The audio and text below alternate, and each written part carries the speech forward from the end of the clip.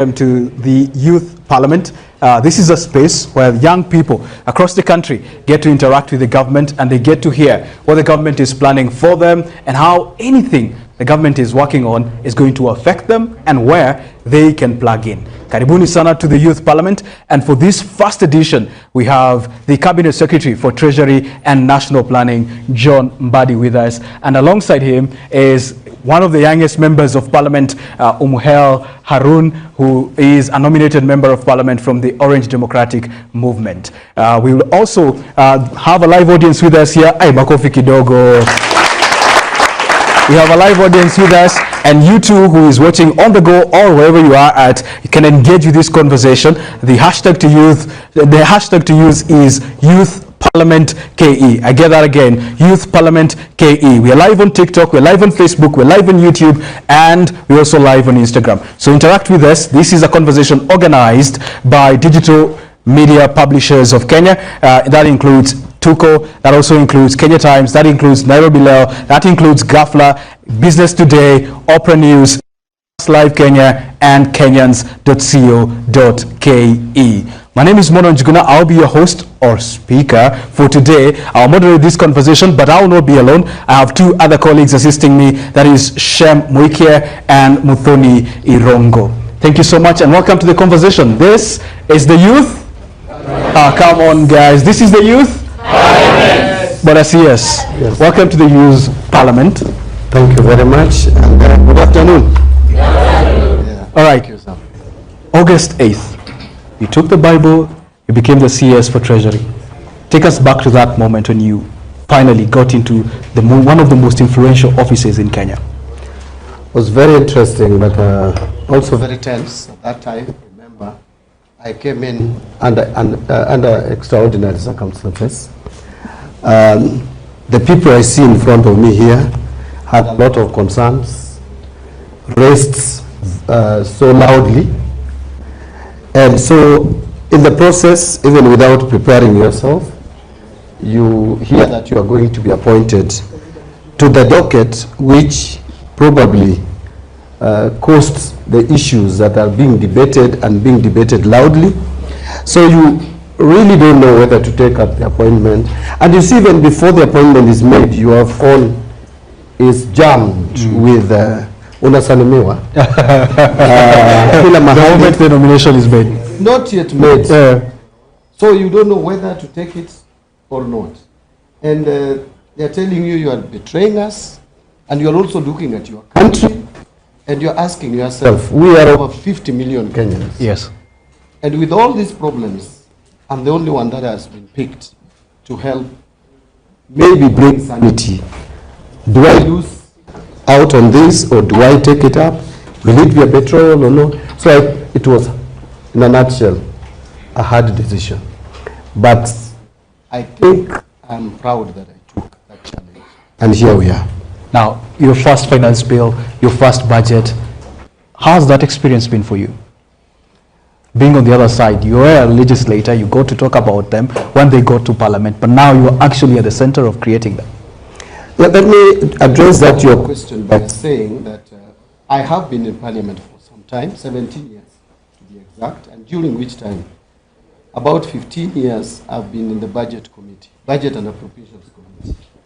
And so it is not a completely new environment for me, but I must say that when now you get into the thick of it and you get to understand what goes on in Kenya's economy in a bit more details, then you realize that the work is not easy. So from last year, I knew the work was not easy even when I was getting into office, but I also promised myself that I would do things differently. And what motivates me into doing it differently is the constitution that we have. I know many of us here are young people. I am a little bit older. I don't want to say I'm old, but at 54, I am reasonably old.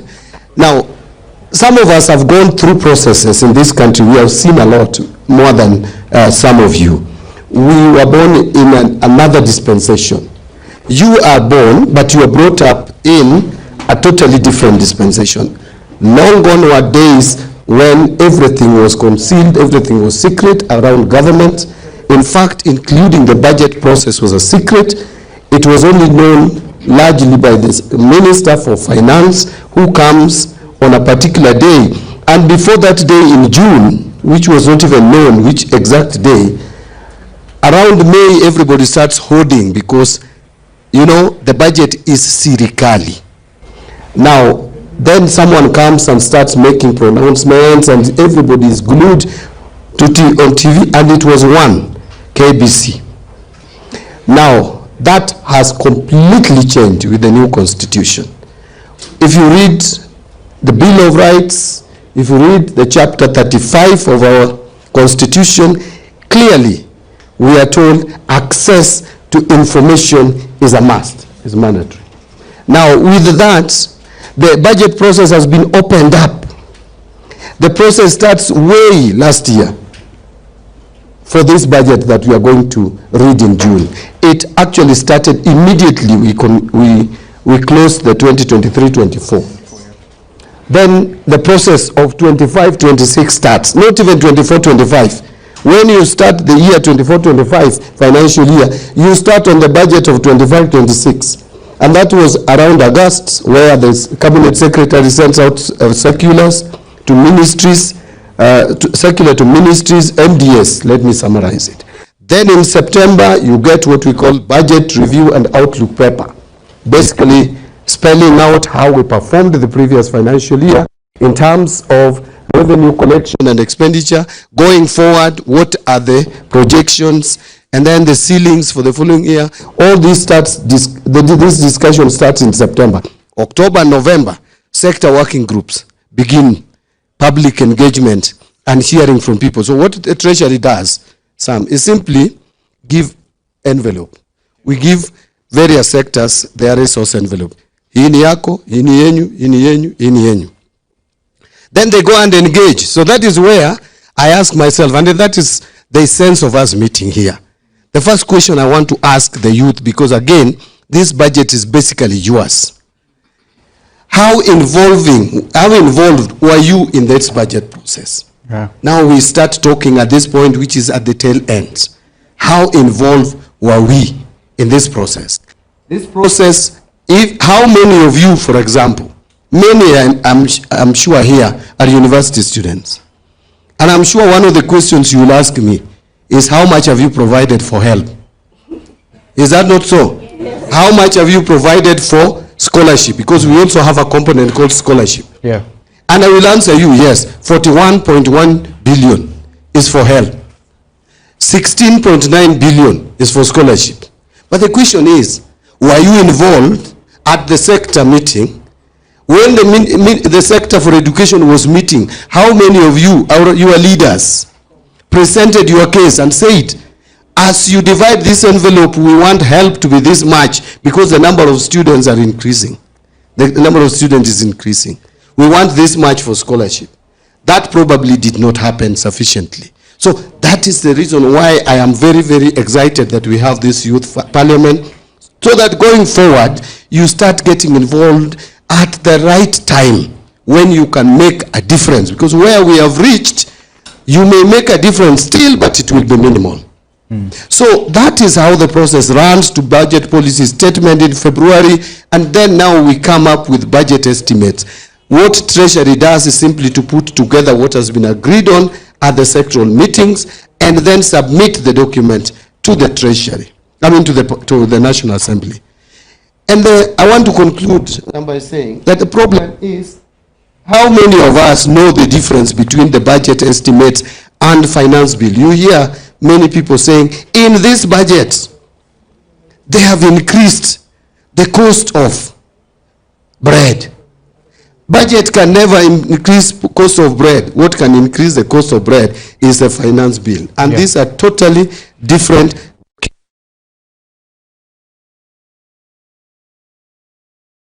Should be. I have my fears it is not. So the budget estimates are different from finance bill. I think that is also something that we need to break down for people to understand. And then we will move forward even to discussing what is it that is in this budget in terms of various, people, targeted provisions, allocations in this budget. Because budgets my understanding, budget is a nation-building tool. Budget should be a cohesion document. Budget should help us to address the regional disparities. Budget should be responsive to all of us. Like, for example, if you are coming, even under health alone, our needs and requirements are totally different. I will tell you that the problems that people in Nyanza face in terms of health, completely, a lot of it is different from the people from northern Kenya. If you go to Nyanza, malaria is such a serious matter. It is not in some areas. Some areas you may find cancer is not a serious matter.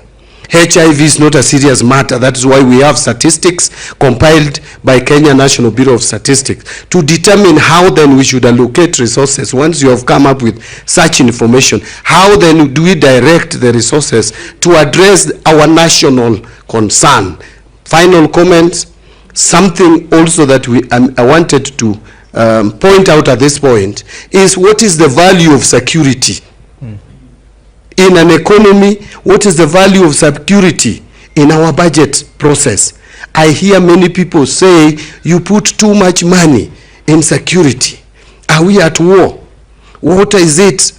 Why is it that we provide so much money? Right now, we have provided 425 billion to security, almost more than the allocation, half of the allocation we have provided for education, which is 701 billion. But let me tell you, you are only able to enjoy the benefits and your education in an environment that is secure and peaceful. The economy can only grow in an environment that is secure and peaceful. Tourist numbers can only be realized in an economy that is secure and peaceful. Direct foreign investment can only thrive and create employment opportunities to our young generation in a secure and peaceful environment. Right now, if we don't fight Al-Shabaab in Somalia, we will fight them on our soil. And that would destroy our economy in a day. Remember what happened to Dusit, what has been happening at the coast. And if they target just one spot, tourist spot, it will take years again to rebuild. And therefore, so long as we are reasonably managing the resources that we put in security, we should not complain about allocation to security. We can only complain about how effective and efficient are the allocations used under the security docket. I hope I have addressed a little bit what you asked me. Yes. You know, politicians, you can go off rail. You should bring me back. All right. If you see me veering off. I am doing that just now. Yes. I believe your right mic is the one that is working. The left one you can give to Muher. Just quickly, you feel free to, of course, tweet about this event. Anything interesting that the CS says that you feel that you need to share. The hashtag to use one more time is Youth Parliament KE. So get tweeting as well. I can't find myself saying X for some reason. I still call it Twitter. How many of you are like me? I'm very much like you. All right. So, but as yes, let's now talk where we are at. Finance Bill 2025. What does it have for we young people? And how is it going to complicate our life or make it easier? Finance Bill 2025, actually Finance Bill is a yearly bill. It's not a financial year bill. So Finance Bill 2025. Let me start by saying that learning from what happened last year and borrowing from our national tax policy and medium-term debt strategy, the government took a conscious decision when we were coming up with this finance bill, even after listening to Kenyans. Again here, also we got presentation from Kenyans in different ways. A lot of us sent memoranda to us, both physically and even digitally. Yeah. And a lot of us presented themselves physically, again, to canvass their issues. Something that we noticed is that Kenyans don't want higher tax rates. So that is the bottom line. Number two is that as a country we are agreeing that we need a stable, predictable, certain tax regime. Now that then informed the preparation of our finance bill. That this finance bill has no major adjustments in tax rates. That we are not really using this finance bill to raise more revenue in terms of additional or varied tax system or tax rates. So that is the bottom line. And so before muanguke naye na hii budget yangu, hii finance bill yangu, vile mlianguka na ile ingine, I want you to take your time and just understand what is in it. Yeah. And it is a very good question that you have asked. What we have done with this finance bill is simply to make tax system more efficient, to streamline it. Tax administration, that is what it is dealing with. There have been a lot of ambiguities and contradictions in our tax laws. And by the way, finance bill is an omnibus bill. It affects or tries to amend various pieces of legislation. We have the Income Tax Act, which is an act of parliament. We have Value Added Tax Act. We have Exercise Duties Tax Act. We also have miscellaneous fees and levies, and we have tax procedures. All these are being amended in a particular way so that we bring clarity, so that we clearly, where there is ambiguity, we make it more clear. So that is one. Number two, we are also targeting a problem that we have identified in our system, which is called tax expenditure. Tax expenditure, simply, you can use a simple terminology and call it tax refunds. A lot of business people, after paying value-added tax and other, then they claim tax refunds from Kenya Revenue Authority, those who are exporting goods, or those who are producing or selling essential commodities. So a lot of these goods which are essential or exported are zero rated. Some are also exempt. There is a difference in those two terminologies, which many people who are not accountants or finance experts don't or have not understood or appreciated. So zero rated commodities are commodities that are taxed but at 0%. But the beauty with zero-rated commodities is that we have two taxes. There is what we call input tax and output tax under VAT. Yeah. Now, under input tax, it means when you are buying whatever you are selling, or when you are buying the raw materials to produce, you pay tax. You pay VAT. And then, when you are selling, you also pay VAT. You also receive on behalf of government VAT. Now, the one you are receiving is output.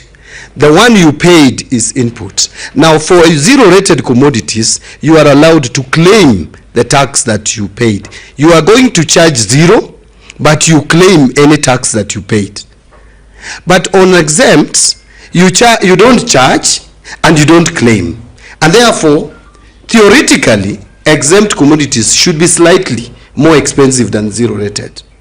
That is why we try to push essential commodities to zero rating. However, we have since determined the following: that one, the benefits of zero rating, a number of times the business people don't pass to the ultimate consumer. So you end up profiting people who are already doing well, if I may use that word. Number two, we are receiving a lot of fictitious and fake claims from business people, the tax cheats. This example has been given a number of times, that people who bake bread prefer employing more accountants than the bakers, because really they don't need to bake bread. They just need to get smart accountants, maybe like Mbadi, to sit and cook figures and take to KRA, and they get claims paid back. But who is paying that? It is you who is struggling, who doesn't have that privilege of going to KRA to claim. From your meager salary, and allow me to use that, not that I really think that you earn meager salaries. It could be true, it could not be true. But whether you are earning reasonable salary, that is your income for your sweat. It is payment for your labor. You pay that tax, And that tax, instead of being used to provide education to our children, to provide health services to you, to give you better roads and give you water to drink, that tax is used to refund someone who does not have to get that money. Someone who is going to get, who gets that money and invests it for his children and grandchildren. So what I am saying is, how do we minimize that? So this bill is trying to reduce the number of zero-rated commodities. What we are saying is that these essential commodities, let's put them under exempt. And how do we cushion for higher prices in the event that now they are not zero-rated? We have decided that most of the raw materials going into those products are also zero-rated, are also exempt, so that you don't get the input prices are low and then output prices are low. So just give me 1 or 2 more minutes. And just to say, on the same. Yes. There was report that in fact you're targeting some of the NGOs, and this will make their finances condense on the same in terms of zero rating and exempt. Is there anything like that in the bill? No, I don't see anything like that in the bill. You know, they have been creating so many bills for me. And actually, that is the essence of this engagement also. You know, we have access to information under Article 35. But also, you are required to be factual. Yeah, when you get that access. And so, that same Article 35 provides that if I am misrepresented and misreported, I have also a right for deletion of the misreporting and misrepresentation. And by the way, I can also take you to court and charge you for misreporting me and misrepresenting me. But before I go that route, we need to engage to get the correct bill. The correct bill, my bill, does not have some of those things. Like they were saying that I'm going to tax the newborn babies. Those are not, that is not my finance bill. That is finance bill of other people. Yeah. But the finance bill of the Republic of Kenya, yeah, which is in the National Assembly, has now such provisions. Okay. In fact, what we have in that finance bill, a lot of it are also very good. Some of you are in the private sector, aren't you? Today, if your employer provides some allowance to you, in terms of meal allowance, beyond 2,000 you are taxed. I don't know whether you knew that. Beyond 2,000, if your employer gives you more than 2,000, you are supposed to be taxed on that. At the highest level, 35%. However, public servants, SRC has been raising that up. This one of private sector was set more than 8 years ago. We are saying we are moving that from 2,000 to 10,000. We are also saying that if you get gratuity, you work for 5 years, and you are entitled to gratuity or pension, gratuity at 31% of your basic salary for every year worked. You remember how, I know how your employment letters are drafted. Yeah? For every year worked, you get 31%. Yeah, that 31% when you get it at the end of the term, that contract period. Now it is not going to be taxed. It used to be attracting tax. We amended it in December, but the way it was captured, it was like it was only addressing public service schemes. Now we are saying any scheme, whether private or public, you are supposed to enjoy your retirement benefit or gratuity in total gross as you live. That is another thing. And for you in the digital space, so we have reduced the digital assets tax. Yeah, we have reduced it from 3% to 1.5% to conform to turnover tax. Yeah. So that there is no discrimination.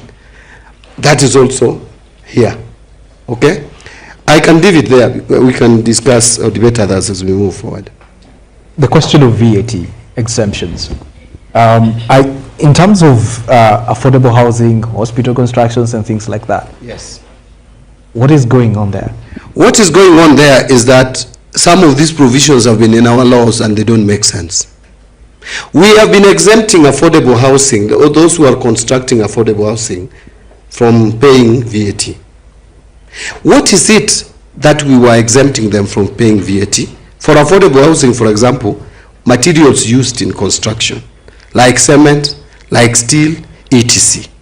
Now, one, has this achieved its intended purpose? The answer is no. That is why government is getting involved in affordable housing, because if this achieved its objective, we would not even have public sector involvement in this. We would be having affordable houses all over the place. But most important is the abuse. If today Mbadi registers that I am putting up affordable housing in Ngara, and so I enjoy exemption of the materials used, cement, steel, how will the government ensure that when I buy that cement and steel VAT free or without paying VAT, that cement will land in Ngara and not in a commercial building in Karen? Is it possible? So that is why we are saying some of these exemptions don't achieve the intended purpose. We are just allowing tax leakages, and there is someone bearing that cost. There is no cost without someone bearing it. And the person bearing that cost is the other Kenyan, who is not privileged enough to cheat, who is paying and sweating and paying tax as should be done. Even hostels, you are constructing specialized, they say specialized hostel. I think it was a time when maybe we wanted to encourage people to come and invest in some specialized hostels like cancer and the rest. Yeah. First of all, how many specialized hostels have been put in the Republic of Kenya? You will find very few, if not none. Two, what guarantee do we have that that cement is going to go to that hostel for the construction? So we are saying some of these advantages have just been abused, and they have no meaning. They are just causing us to waste or leading to revenue leakages. That is why we are removing them. All right. I hope Shem is ready for his session. But before we come to Shem, I'm wondering, last year the president was targeting to collect over 390-something billion shillings with the finance bill. Correct. We didn't make that.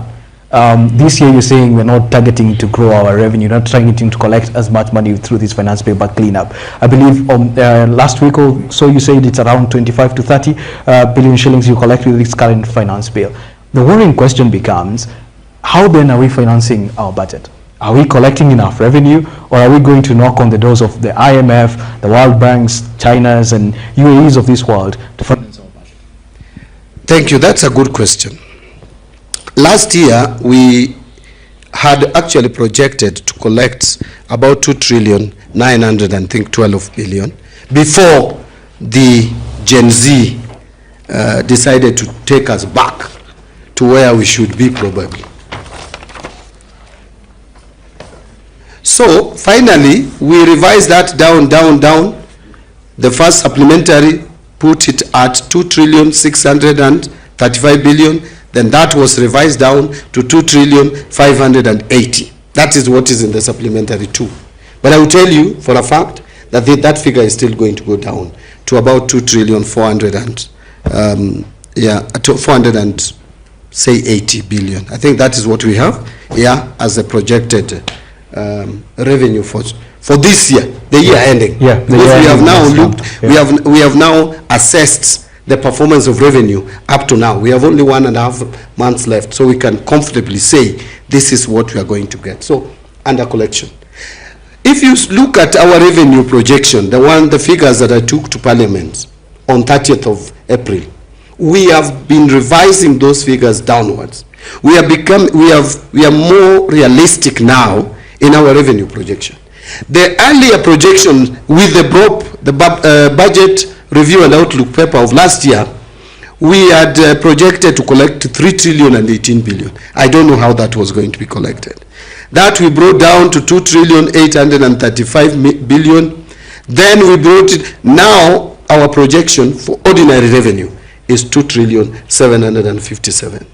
Now, we believe that this is achievable. Why? 3 reasons. Number one, well, the tax laws that amendment this finance bill, we may raise around 25 to 30 billion more because of this sealing the loopholes on tax expenditure and also streamlining the administration of taxes. But two other reasons.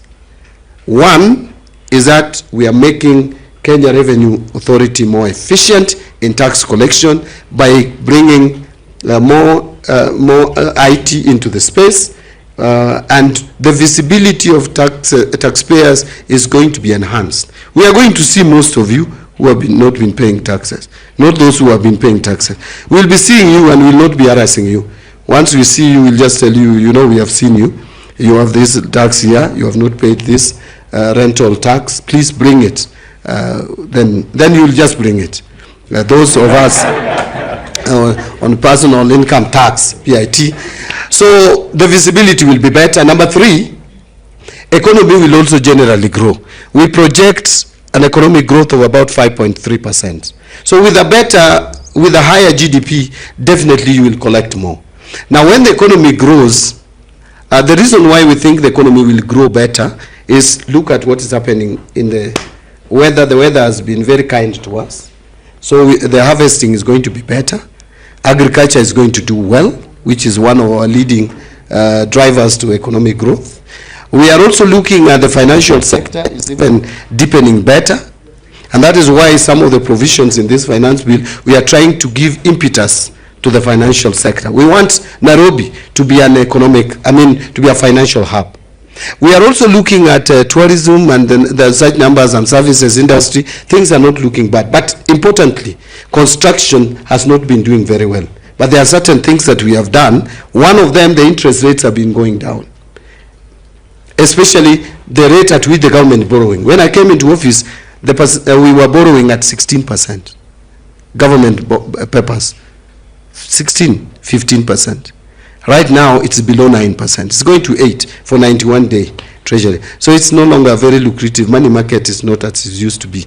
Yeah, so I know some of you who have been in money market, you are wondering what has Mbadi done. It is better for the economy as a whole, may not be very good for an individual investing in money market. Now, with that, many more businesses, private sector will be coming in to the space to borrow money because the interest rates have started coming down. Major banks have been reducing the interest rates.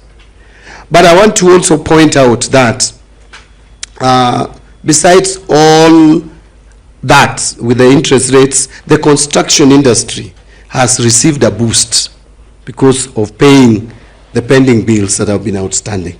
In fact, most of the road contractors are going back to the roads. So with the construction industry coming up, because there were just three sectors which were not doing very well, construction, manufacturing has not been doing as we want, but it has started also showing positive signs from March. And finally, the mining sector, mining and minerals.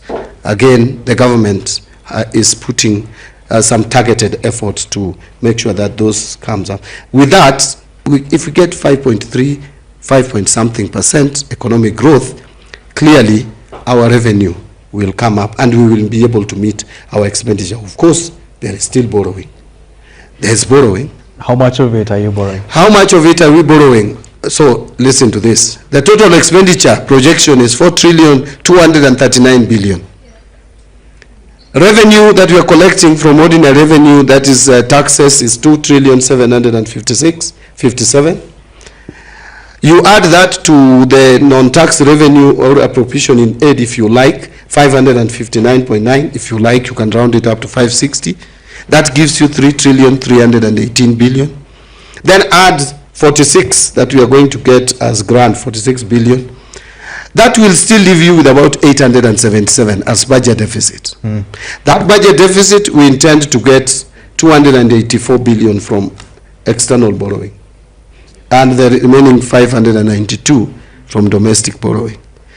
Something to note, to be a little happy about, is that that is less than what we have borrowed domestically this financial year, which is now going to about 680. Does that concern you, thinking in the sense that over the next few years, up to 2030, I believe, we have a lot of loans to pay in terms of Eurobonds and the likes that are maturing over the next few years?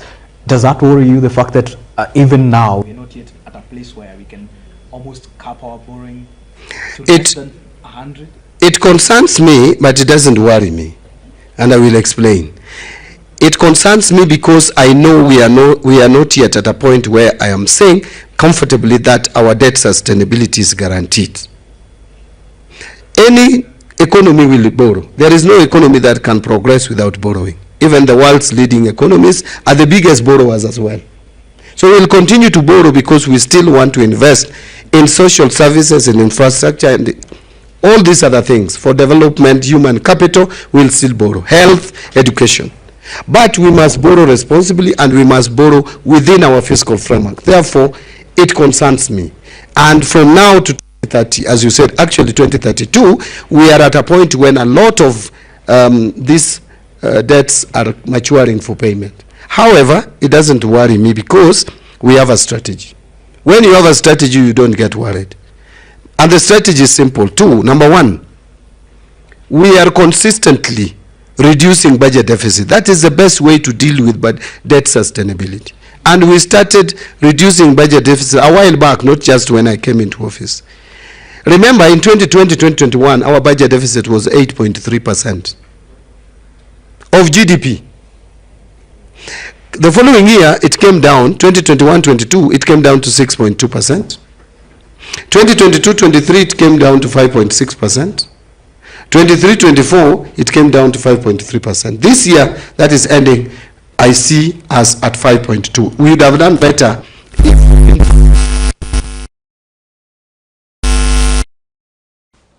Sorry, I don't know whether just... Yeah. So, this year we would have done better if all the tax revenue measures were actualized. But that is now water under the bridge. But we have done well, because it is below that what the budget deficit was for last financial year. Now, we are progressing. Before you explain so much, for someone who doesn't know what budget deficit is, could you just explain what it is? Budget deficit is simply the total expenditure, how much we want to spend as a country. Could we use a household example? My household, a home? Yes, so Kenya is a household. Yes. Kenya is spending money to buy whatever or to do whatever they want to do. One of them is to pay loans. Another one is to make sure that we provide education, health, infrastructure, water, etc. to people. So we spend money on security. All that money that we intend to spend as a country is called total expenditure, both recurrent and development, including salaries that we pay to our public servants. Now from there, you subtract the revenue that we generate locally, domestically.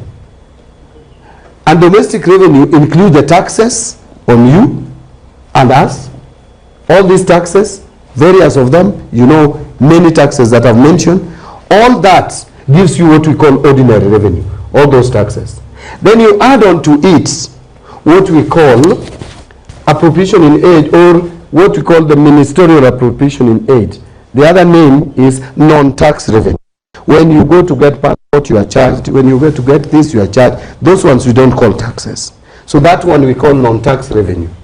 You add on to the tax revenue. Then the last one is if there is a country out there or any institution or whatever which decides to give us grant. Grant is simply support which is not paid back. So if you add all that and you subtract from your expenditure, what remains is the deficit. I hope now I'm clear. And that deficit is only financed through loans. So deficits are financed through loan. Grant, you get deficit after factoring in grant. So that deficit, which is financed through loan, can be external loan or domestic loan. And that is why I gave you the figures of external loan, 284 billion, domestic 592.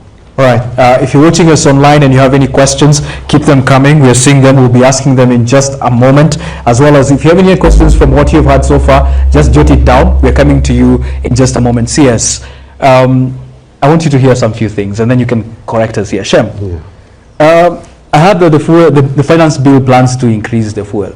Have you heard the same? It's giving stories a jabber. It's giving stories a jabber. CS, is it true? Is the finance bill going to increase the prices of fuel? Is spot on. So stories are? You only stories are jabber. Shem, housing levy inasikia inapanda to 3%. Wanasema housing levy pia itapanda. Already is around 1.5 right now. Is there plans to double? Housing levy is at 1.5, and the beauty with it is now it is giving you a relief. We are not intending to increase it, but in December what we did is to now include it among the tax relief items. So actually, if you look at now, can I just give an example? I want to be as simple as possible. Go ahead. You know, if this housing levy, if you're earning 100,000, let me just give that example. If you're earning 100,000, housing levy is 1,500.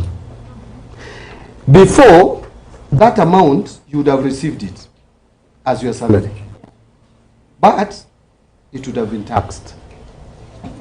I don't know whether we are together. If there was no housing levy, that money was part of your salary, it would have been taxed. Yeah. And so that 1,500, if you are earning 100,000, 30% would have not actually gone to your pocket. That is the one reality that people are not appreciating. So take 1,500 and remove 30%. It comes to about 450. You would have only received 1,050. But now, given the fact that now we have already taken it from you, 1,500, we are not taxing you again on it.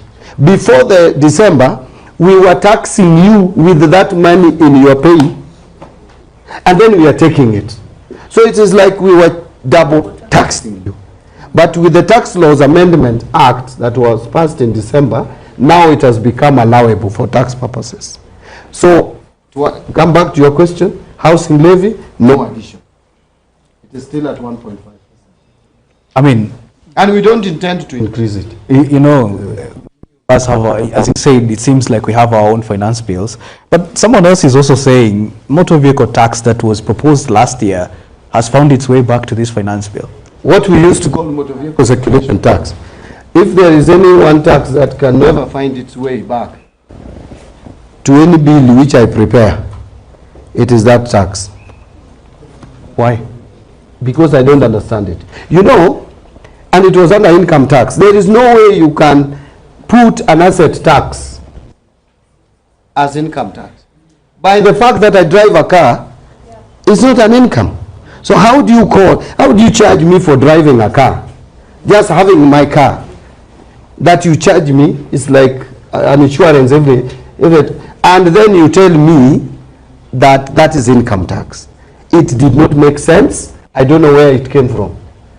And I've asked, many people are also saying they don't know where it came from, but let me leave it there. This is a tax that I don't know who introduced it in our system. It will not be there, so long as I'm still the CS National Treasurer. Finally, you can use it. Mine is all right. Yeah. But yours has come back to life, and this one of mine keeps going. Has gone off life. I don't know what's happening. I think they're fixing that. But Shem, nasikia sasa hivi kinitumia thao ndio inaweza kwa inapunguzwa katwa zaidi. It's another thing I heard by the way. Vitu mob zinaenda kwa mtandao. Yes. That if you, the amount of money deducted when the tax on transactions. Transaction cost is also that is the transaction cost. Yes. I think they must be referring to all the bills that were provisions in the bills that were defeated previously. Yeah, those are not in our current finance bill. Remember, we left so many things that have been controversial. I say this finance bill must be as people friendly as possible. In fact, what we wametafuta, the naysayers wamenitafuta, and unfortunately for them, they won't find me. Yeah. Because I know what Kenyans need. Yeah. And by the way, the cabinet was very responsive. And we went through this bill with the Senate, first committee, full House committee. Then we went to the full committee, chaired by the President, item by item. And we are satisfied that this is a bill that is not going to hurt mwananchi. All right. I want to open the floors. And as we do that, CS, that KRA thing where you said you're coming for us, we who have been, you know, in the gray areas, you're integrating KRA with systems of employers, companies, and things like that. There is a lot of concern about data. I mean, What can you tell us? You know, I have KRA guys here. All right. I will ask one of them. He's a very smart gentleman. All right. Also to add. I will ask him if you allow me yes, to come. Yes, it's all right. To add. But let me just say this as he prepares to come. You know, this amendment of Section 59 2B. I hope I've got it correct. I believe so, yes. This is an amendment that this is a provision which was not there in the first place. It was brought in an amendment, I think, last year. I think the KRA guy, you will correct me if I'm wrong. And don't feel shy, just correct me. That is the policy of the Treasury today. Yeah. Yeah. No one has monopoly of ideas and information. Yeah. Yeah. So it was introduced in Parliament, National Assembly. Already, if you look at the Data Protection Act, it's so robust, has explained the steps that you have to take before you get data. And KRA is not excluded from the provisions of data protection. But then someone mysteriously comes and introduces an amendment that makes KRA completely ineffective by saying that if you have some trade secrets, financial trade secrets, then that information, for you to get that information, again a long process which will take years for KRA just to get some information that they need to be able to assess the correct tax payable. Because let me tell you, ladies and gentlemen, this country, we should also not allow tax cheats to hide behind laws to run away from paying what they should pay. And by the way, majority of us here don't have the privilege of hiding behind these laws to evade tax or even to avoid it. But this is actually evasion. But a few people hide behind this. Because sometimes I ask myself, if you don't define what a trade secret is, what is it that would be considered as trade secret? Everything. Someone will just go and argue that this is a trade secret. And you know, we have had some provisions in our laws, and some of which you will agree with me, would just hinder and stop collection of taxes. I will give you another example. Today, if there is tax dispute and you go to the tribunal and you lose the case against KRA, what you need to do to delay paying that tax is you simply file an appeal. Even without getting order, KRA will not collect tax from you. So what many taxpayers do is they lose the case and they know they have no grounds really to win the case, but they go to court just to delay collection of taxes. And then the net effect of that is that we may end up not collecting any tax in this country. And what would be the effect? So I want to call this gentleman, please come near me here. I don't know, maybe you can stand there and just take a minute or two to tell these good people, these great Kenyans, why have you thought it wise to remove or to suggest to us that we amend that law? Start with your name, please. Thank you. Good afternoon. I'm Nixon Omondi, KRA Digital Economy Tax Office.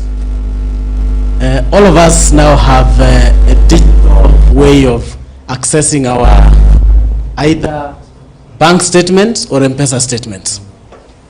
For those who had bank accounts in the olden days, if you needed your statement, you have to go to the bank, make an application, and then you access your statement. But now you can get your statement at the convenience of wherever you are. Okay?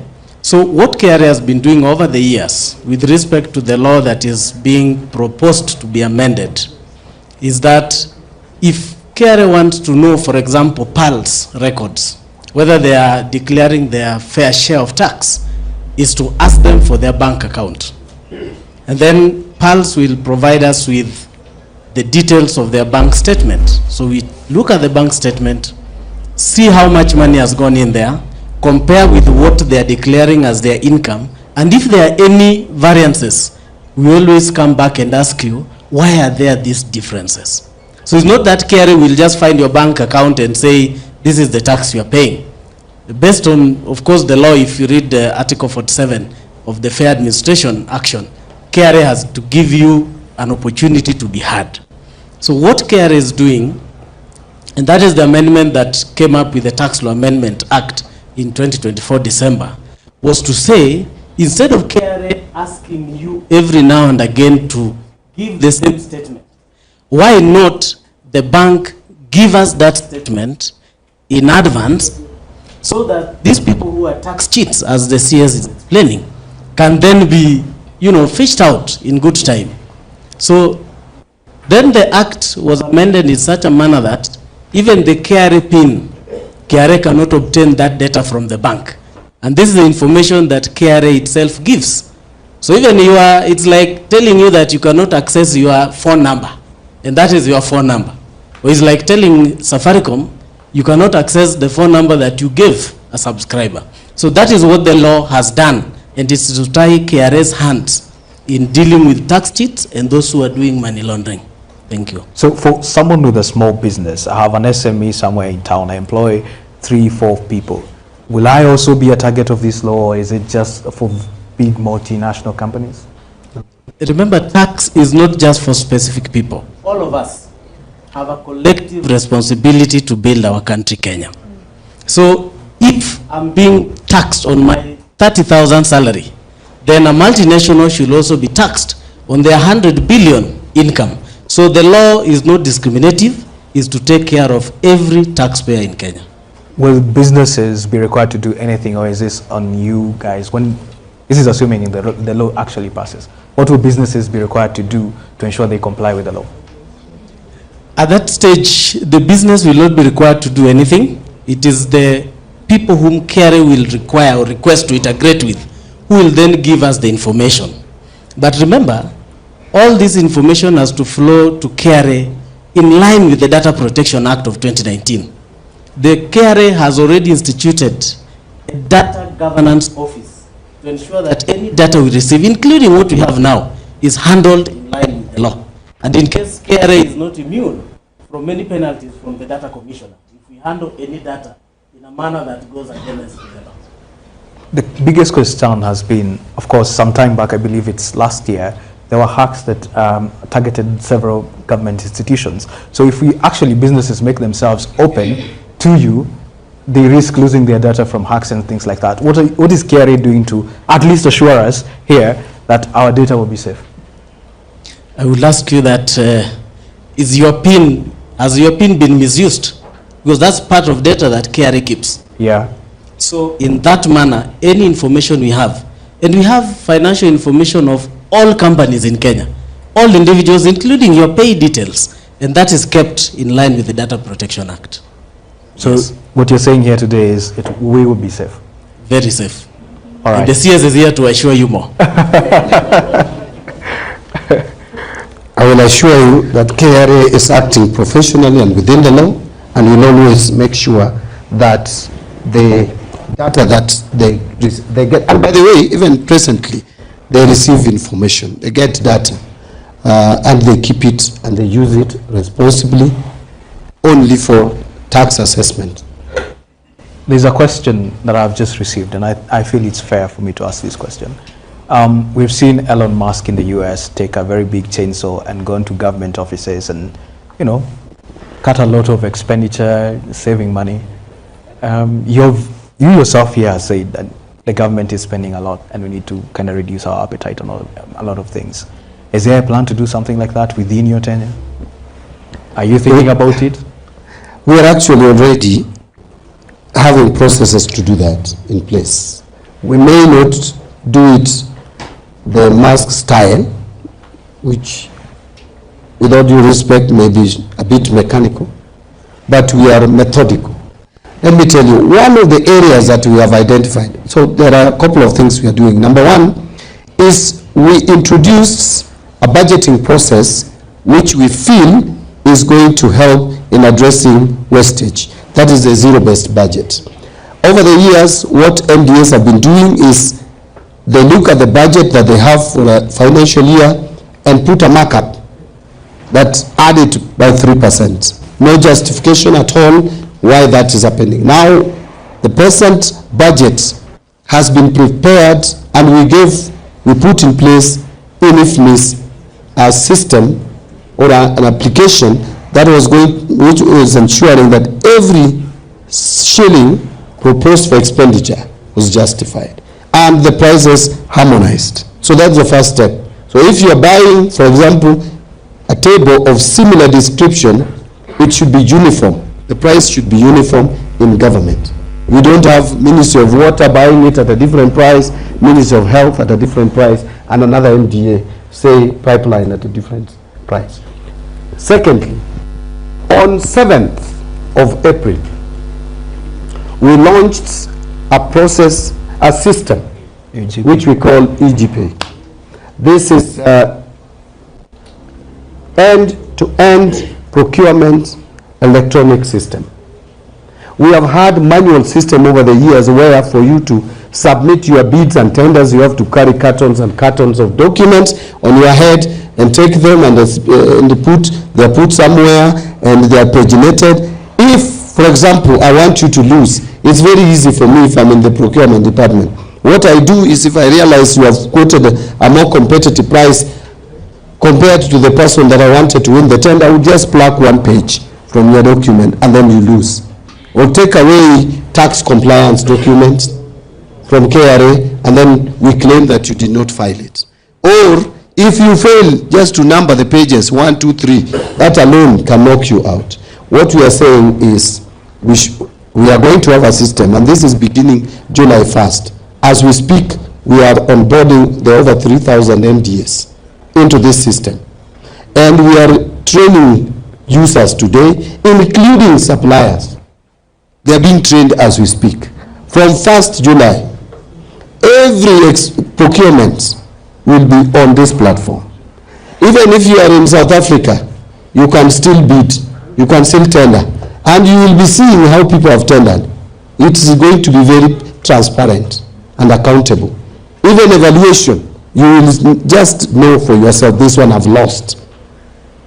So that we cut on costs where tenders are manipulated, because that is where we lose money. And the experience has shown elsewhere that such a system, when it is implemented, the first year of its implementation, you cut on between 10 and 15% of the costs of procurement or procured items for that year. If we spend 1 trillion, you'll be able to spend about 100 or 150 billion. Kenya, it may even be more. From the way I see it, we may even save more. So that is one way of cutting cost. It is more methodical, it is to me more professional than simply moving around and telling people, we don't want you in this office, you are too many, go home. I don't think that is desirable. So no job losses, are you assuring us no job losses in the government in the coming financial year? Well, maybe I don't see more job losses, because even the SOE reforms that we are bringing, we are saying that those who are working in these parastatals or state-owned enterprises, which we are either merging, dissolving, or reassigning their functions to other government ministries. The staff working in those institutions will then be absorbed elsewhere in government. Because even right now, you see people recruiting. So instead of government recruiting more, we will be reassigning these employees so that we don't lose. But even if some people will have to go home, they should be going home in a more structured manner and maybe paid through an agreement. But we are not anticipating any job losses in 2025-26. All right. I hope you've been listening keenly, because there are rewards for those who have been listening. So at this juncture, we're going to ask a round of questions. And if you get it right, not us asking, not you. I will come to you in just a moment. So we're going to ask you a round of questions. And if you get the questions right, Shem, what do they get? They will be receiving a special gift we're going to keep it a surprise for now. Ndio ikiingia kwa mkono ushtuke kidogo. We don't wanna pop the balloon right now already, but you will be receiving something nice courtesy of the digital publishers in the room. Right, so I'm going to be heading over on this side. Now, as Sam said, my name is Shem Wikia. I am a journalist here at Pulse Kenya. And before we get into the reward segment of this show, I just want us to, I just want to engage you guys a bit. We're going to be testing whether you've been paying attention, yes, and we're going to be rewarding you. But I'm also just curious, because a lot of things have been said here in terms of how you guys are receiving this information. So I'm going to ask a few people to introduce themselves, of course, and then I just want you to tell me what it is that you've learned. But first, let me just, good afternoon, ladies and gentlemen. Ama that's too old. Niseme ma youth mpo. Mpo. Okay, pia mimi niko na pia tuko wako. So ukipita kwa ofisi unaweza pata hawako. So anyway, so I just want a few people here, especially people who have been listening keenly, someone to just tell me how they feel about the conversation so far, and also what they feel like they've learned so far from the conversation that we have been having. Okay, now we're going to be raising hands. Who's okay? He raised his hand first. Now I'm just gonna bring you the mic myself for now, but if we have the other mic. All right, this is our other lovely host. Her name is Mudhoni Rongo. Aya, sema tena. Bas. Okay, so I'd like to kindly request you to hand over the mic to the gentleman in blue. So you'll start by telling us who you are. I'm happy that umesimama pia. Ni vizuri usimame tukuone. And then you can tell me how you're feeling about the conversation that we've been having today.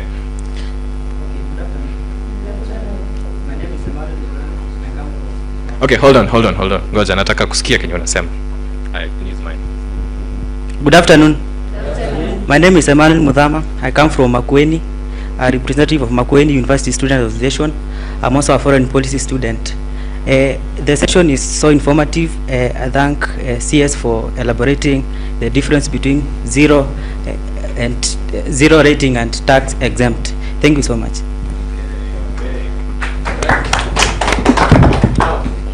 Who else would like to tell me? Okay, she had raised her hand, so we go you, then we come to you.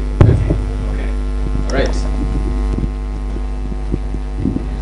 Thank you. I'm Ashley Rono from Baringo, Deputy President in charge of Strategy and Communication, Association of County Student Presidents, Kenya.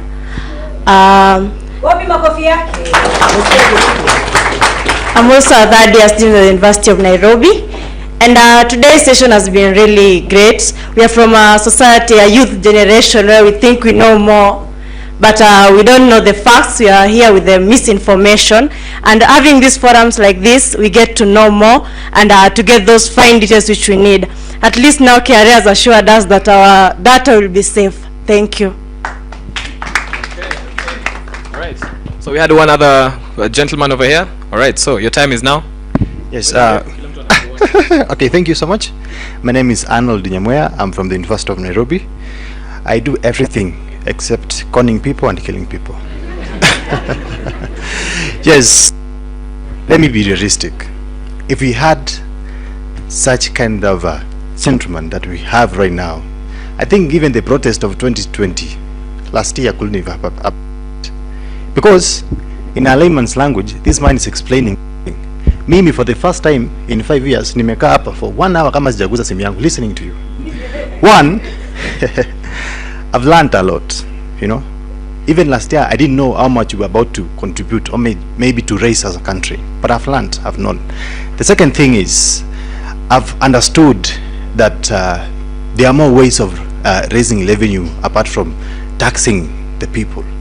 There are more ways generating revenues apart from oppressing people, you know. I think for the first time, second or that time, we are feeling that this institution called the Ministry of Treasury is not oppressing the normal people. Because kusema tu kweli, from the previous times you have felt oppressed, can't hajakuwa na information, hakujakuwa na platform ya raise our voices. So Thank you so much. That's what I wanted to say, and thank you for coming down here to us and speaking to us for the first time. Pia mimi naenda huko Nyamira niambie watu that at least I can educate you about the finance bill. Na pia I can also, if given opportunity, I can seek more time to sit with you and also learn on ways we are going to broaden our spaces to raise more revenue for our country. So thank you so much. Okay. So first of all, let me just say thank you to everyone who has stood up to say something here. At least I see we have a confident group of people in the room. Now, the time comes for us to ask, for me, not us, for me to ask you questions. Or did you want to introduce yourself as well? You want to say something? Okay, so I will be opening the floor for questions from the audience. Tutakupeleka na mutaratara. Yes. Tutakupeleka na mutara. Yes. The time is coming. For now tunataka tu break the formality kidogo. Sasa tu switch, mimi niwaulize maswali tuone kama mmeshika hizi vitu tumekuwa tukisema. Now we have a few questions here. So how this is going to work is I'm going to ask a question. Alafu itakuwa first come first served, right? So I'll ask a question. You will raise your hand. Whoever I see first, I have people here who can you answer the question. If you're in the audience and you feel like the person has gotten the question wrong, you can also raise your hand and give us your answer. And then finally, the CS, John Mbadi, will now clarify for us kama umesema ukweli ama umesema uongo. Atakuwa marking scheme. Bas, tuko na marking scheme pale.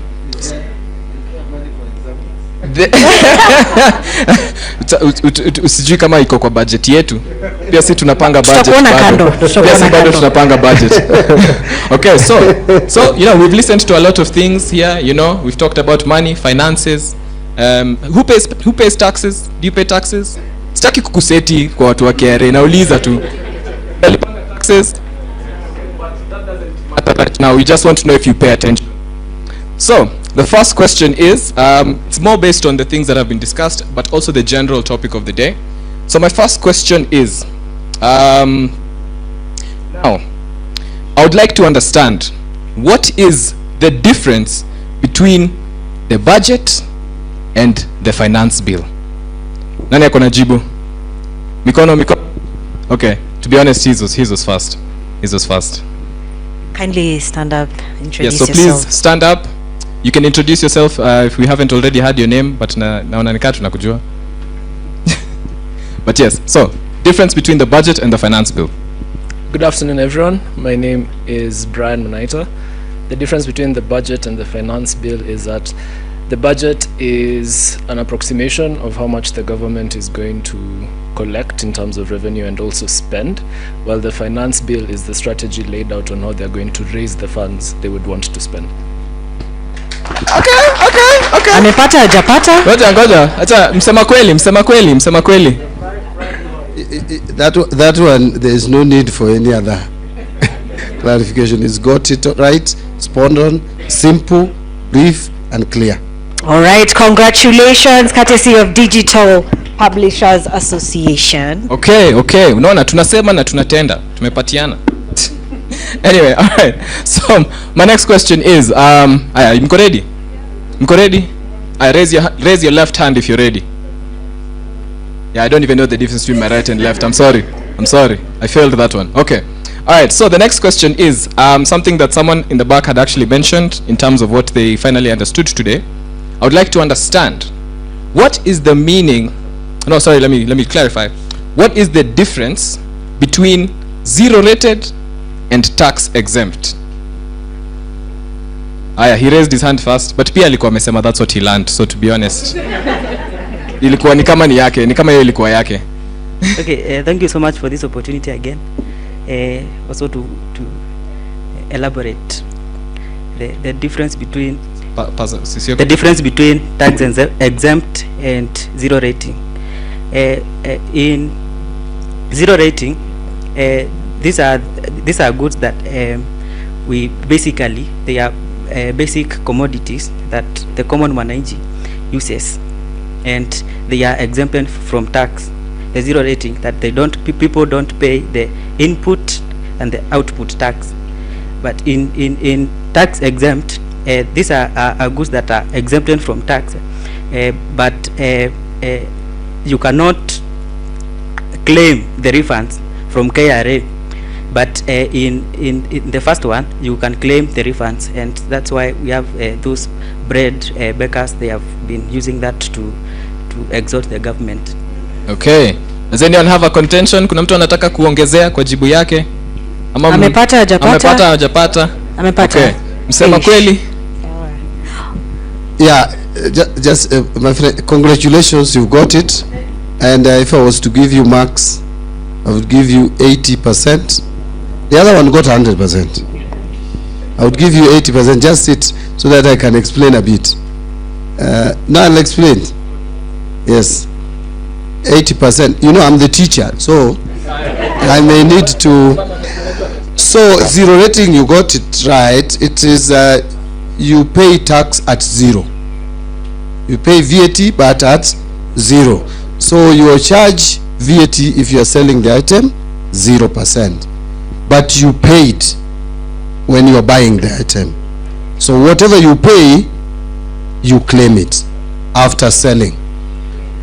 And I will give an example. Exempt, you don't pay VAT, and if there is any VAT that you paid on the same thing, you are not allowed to claim refund, isn't it? So let me explain. If table is zero rated, table is zero rated, a table, there's a normal table. For you to get the table, you have to get the wood, timber, you have to get the nails, you have to get the glue. So all those things you are buying to make the table, you pay VAT on them. When you are selling the table, if rated, you don't charge VAT to the person buying it, but you will come back and claim your VAT that you paid when you are buying timber, you are buying glue, you are buying. Now if it is exempt, this is the difference.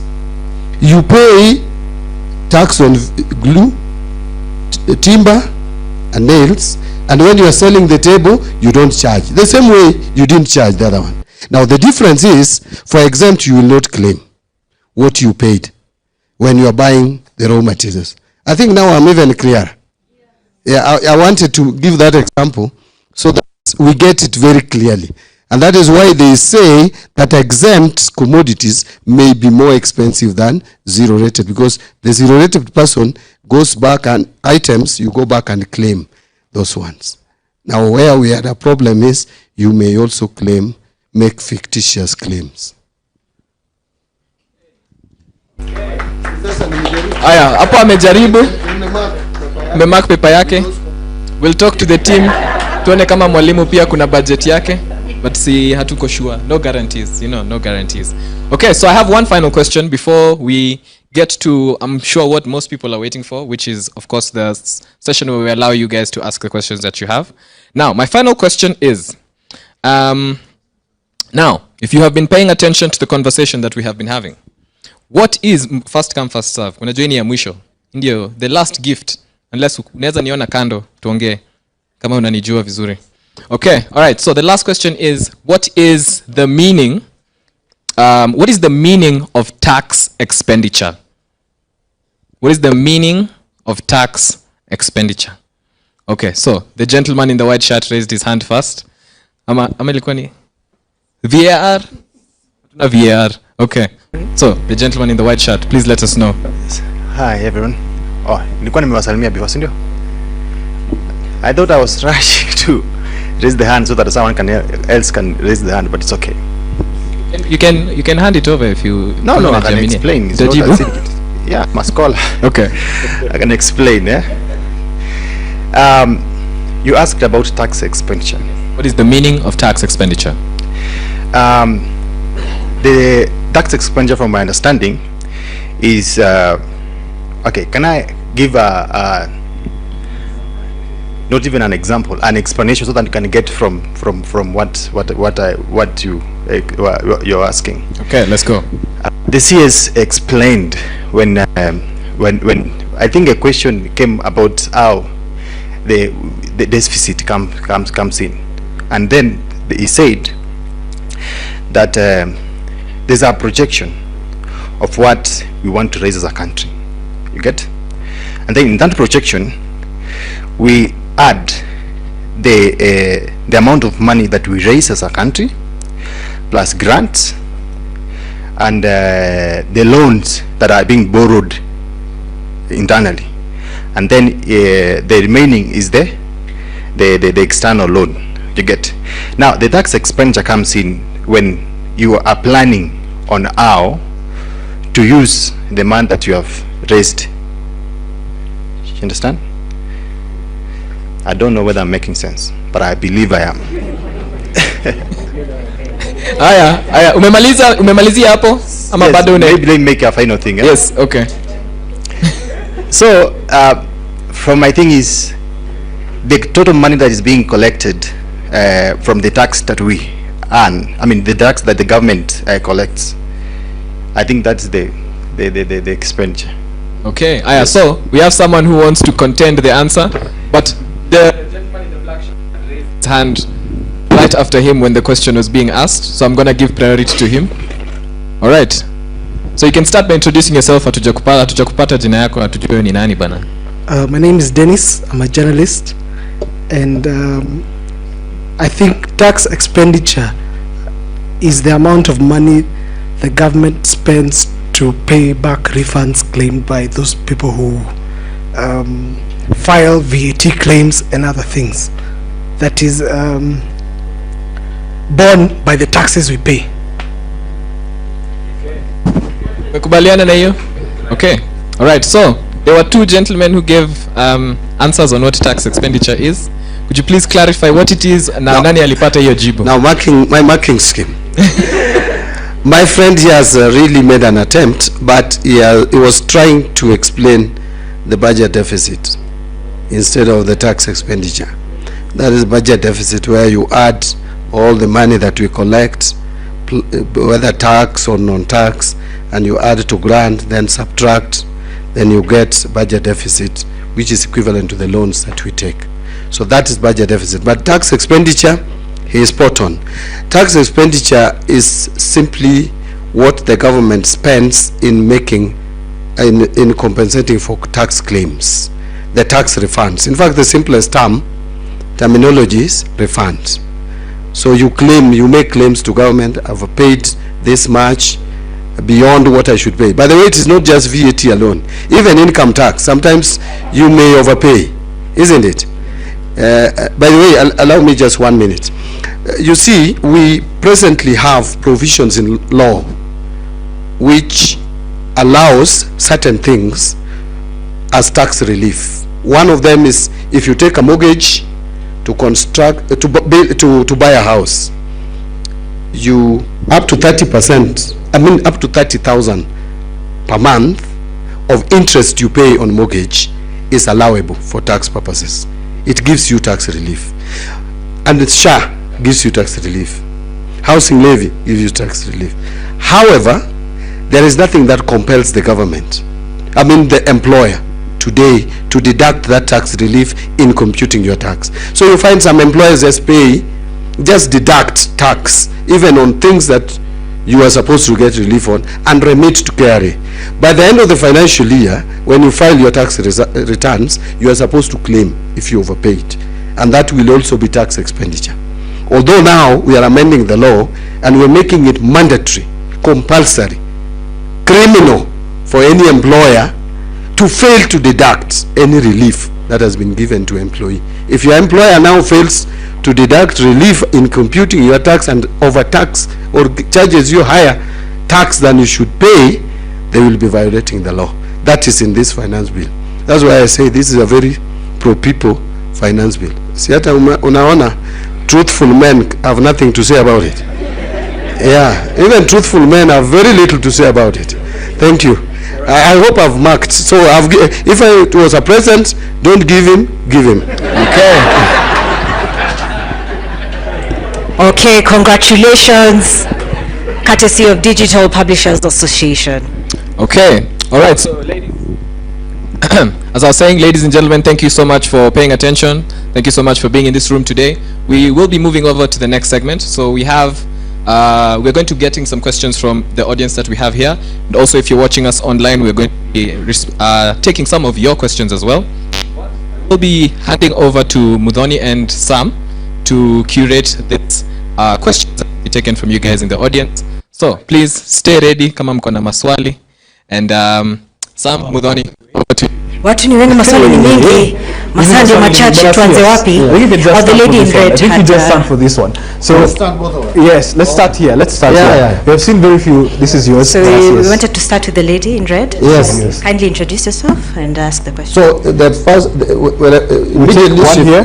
Yeah, we can just respond on. So I respond immediately as we move. Okay. Yes. I think that will break monotony. First of all, it's a pleasure to be part of this great forum. My name is Juliana Olayo, CEO Open Talk. We are celebrating International Boy Child Day, Sindio.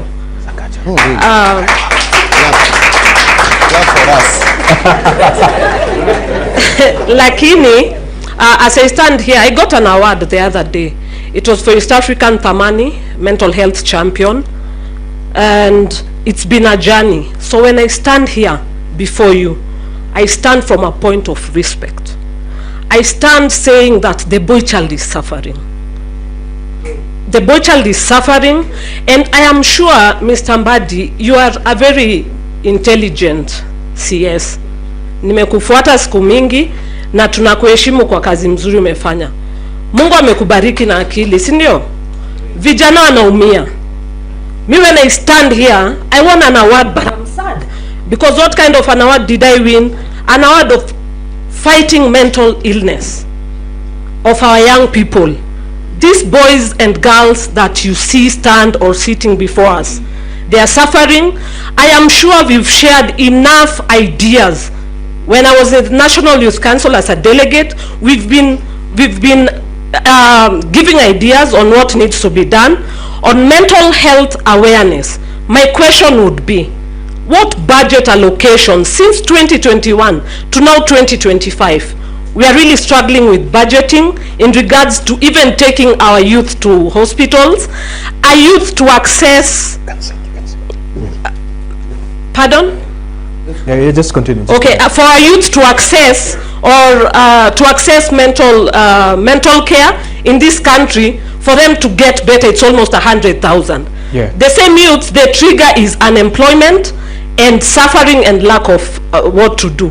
So my question is, what budget allocations do you, from the deepest part of your heart, have they allocated for this particular thing? Because it's something that I'm very passionate about, and I pray that as we celebrate this day, we don't celebrate days, we celebrate the success stories of making sure that our youth are doing better. Could we keep it short so that you can allow more to ask the question? Kindly. So your question is specifically, how what much budget allocations allocation to mental health? All right, quick one, yes? Just please keep it brief, very brief, and it has to be about the finance bill and the budget, nothing more than that, right? My name is Wavinya Makai, a recent graduate from the University of Cambridge. I did a Masters of Philosophy in Development Studies and a research on politics of money and finance.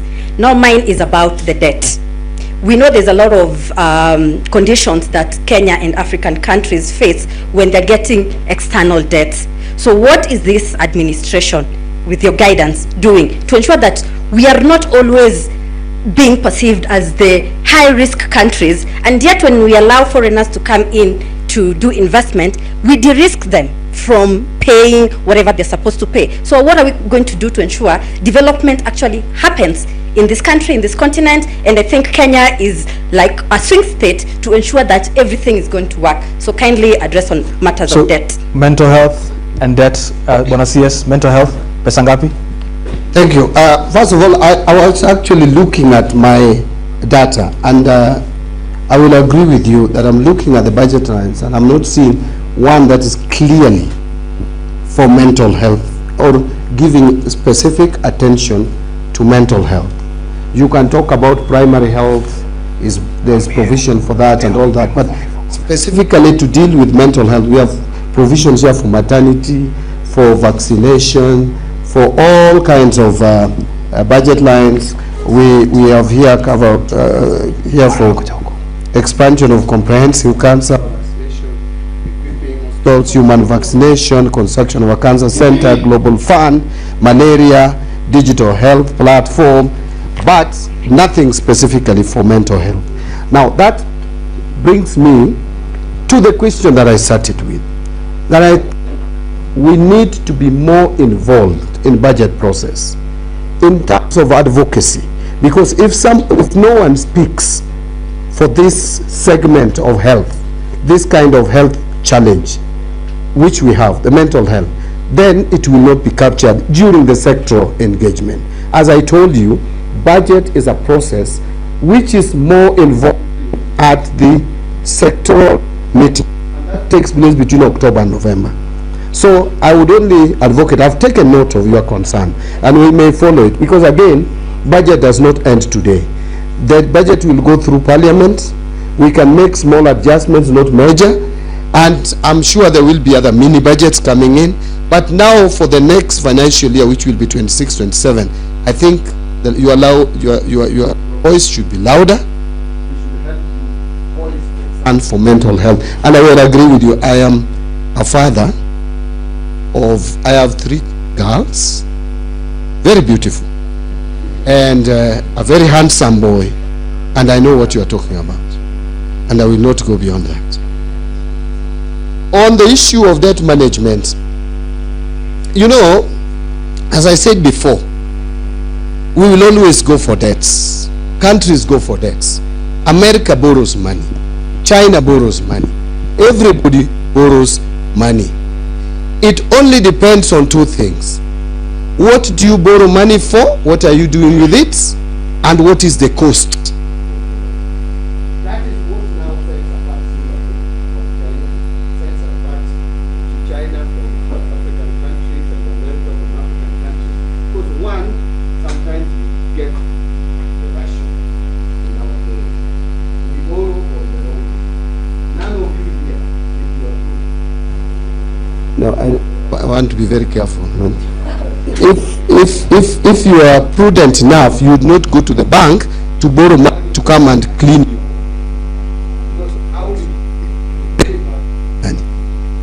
So in the country, borrow money and invest in productive sector.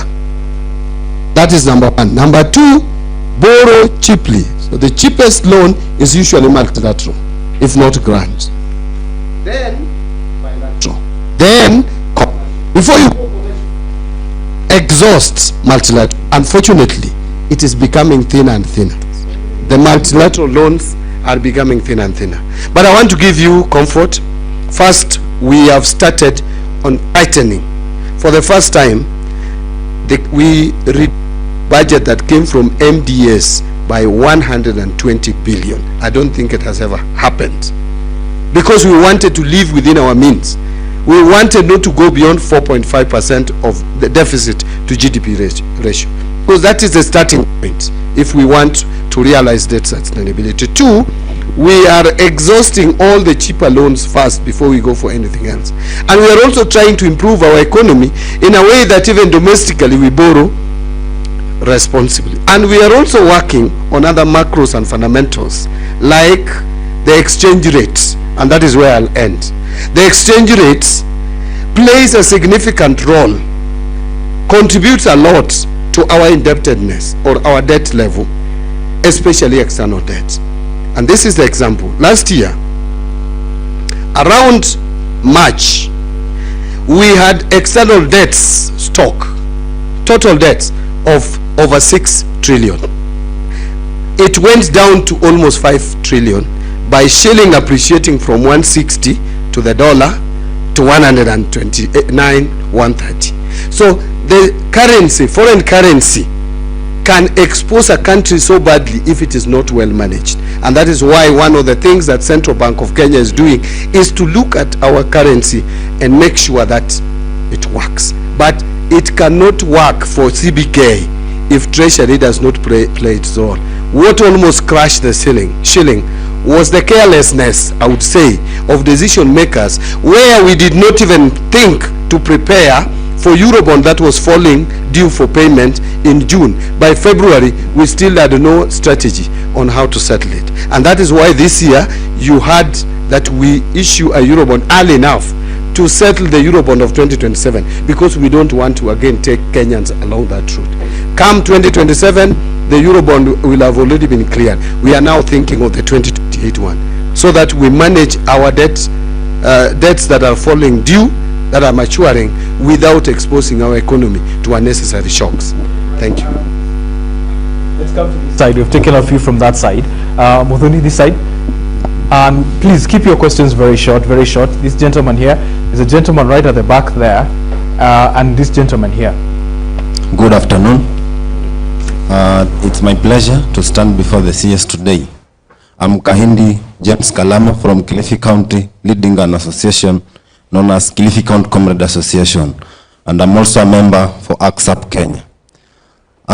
We as an association, first, we strongly believe that attendance or attending is not participating, and participation is not representation, and representation is not engagement, and engagement is not action, and action is not impact.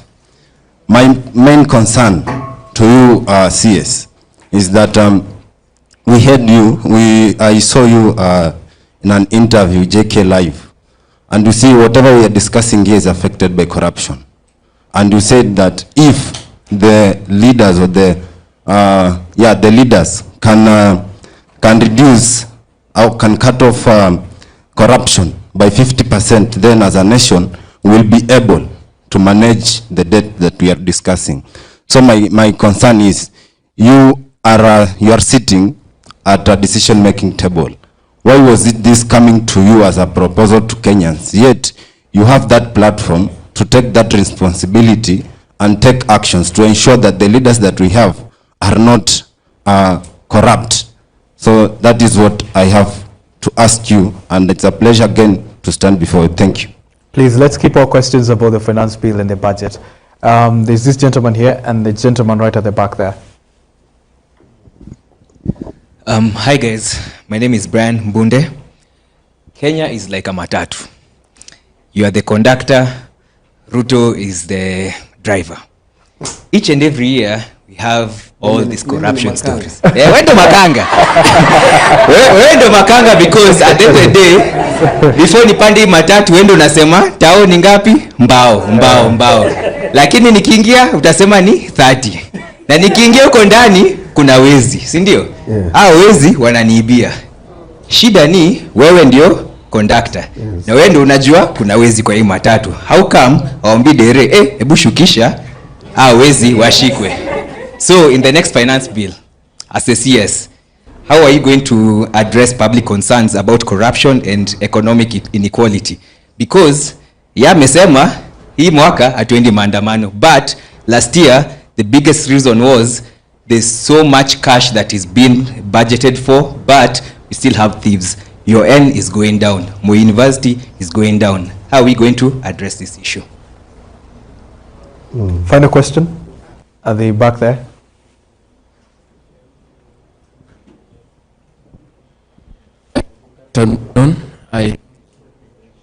Could you speak up, please? We can't hear you.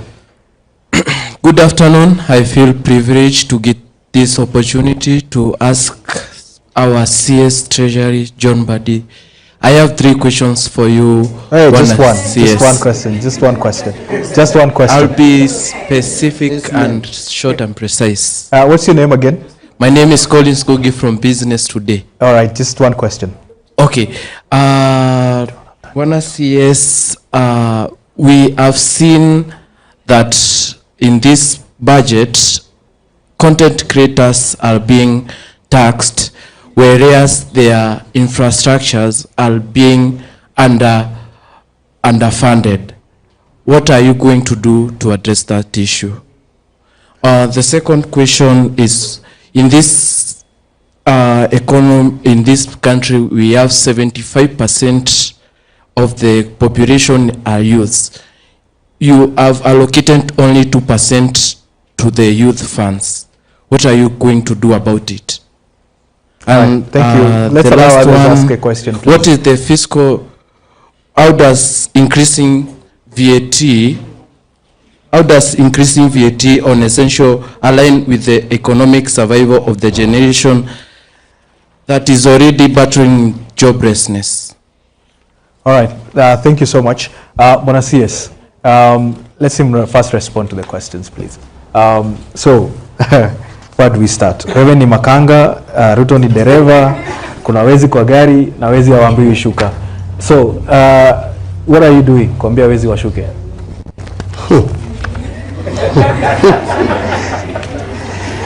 Yeah, so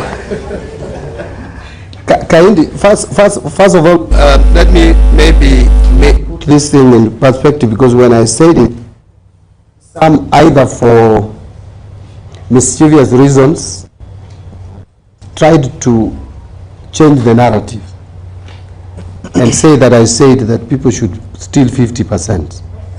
No, I actually just gave an example. But if it is true, and I want to repeat it, if it is true that we lose 2 billion per day, I may not vouch for that figure. It was mentioned by former president, who has all the instruments, including NIS, and he said that we are losing like on average 2 billion per day. So, but I know we lose money per day. I may not vouch for the 2 billion. Now, I said, look, and I brought this to address the issue of going to borrow money from outside. And I said, we borrowed money, external borrowing at that time was 354 billion. That's what we had put in our budget. And I asked this question. If it is true that we lose 2 billion per day, assuming and suppose that we reduce that to 1 billion, that we only lose 1 billion per day and we save the other 1 billion, meaning we don't lose it, that will be 360 something billion per year. Then I said I would not need to go to Washington to go and beg money from IMF, World Bank, nimenyonga tai, ninapanda ndege, so many hours from here to Dubai for 5 hours, another 13 hours to Washington, failing to sleep, to go and beg for money that we could get locally here by just reducing our appetite for stealing public funds. That's what I meant. I did not ask Kenyans to steal half. I only gave an example. And I said, please, if we can afford it, and we can, let us not steal even a shilling. So what action am I taking? You know, the government will take actions. The government will come up with the laws. The government will come up with institutions, DCI, EACC. All this will be coming for you. But let me tell you, the best way to deal with corruption is by changing our habits. It's just behaving responsibly, being moral. I have given this example, allow me to give it again. All right. That I was in Singapore.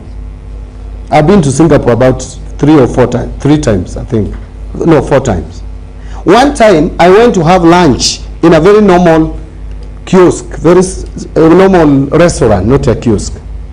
And when I finished, I realized I didn't have the local currency. I had the US dollars. But they were not taking US dollars. So I asked them, is there a bureau, a place where I can exchange? First thing that surprised me, they told me, yes, you can exchange here, but here the terms are not as good as if you walk some distance. And they showed me around 300 meters away, that if you go there, you will get better rates. That I realized cannot happen in Kenya. I don't know whether I'm misreporting or misrepresenting Kenya, but I don't think you will find it in many places in Kenya. Number 2, which again surprised me, they told me you can go there, get change, and come back and pay. So I expected them to give me someone to go with, so that to ensure that I come back. As I was walking and I'm looking back, I'm just alone. I went, got the change in local currency, came back and paid. How many Kenyans would trust anybody, more particularly, even if not a stranger, even someone you know, to go with money 300 meters away after eating your food, to come back and pay you? I don't know how many people would trust. Even if that person would really come back, you don't trust it. That is the kind of life that is there. That is the difference between being in that country and being in Kenya.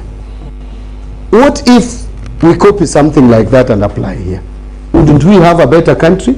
Do we really need EACC? Will we really need DCI? Will we really need CS for Finance to answer your questions why corruption is not being fought? It is just a conscious decision. And by the way, it almost happened in this country if we didn't drop the ball.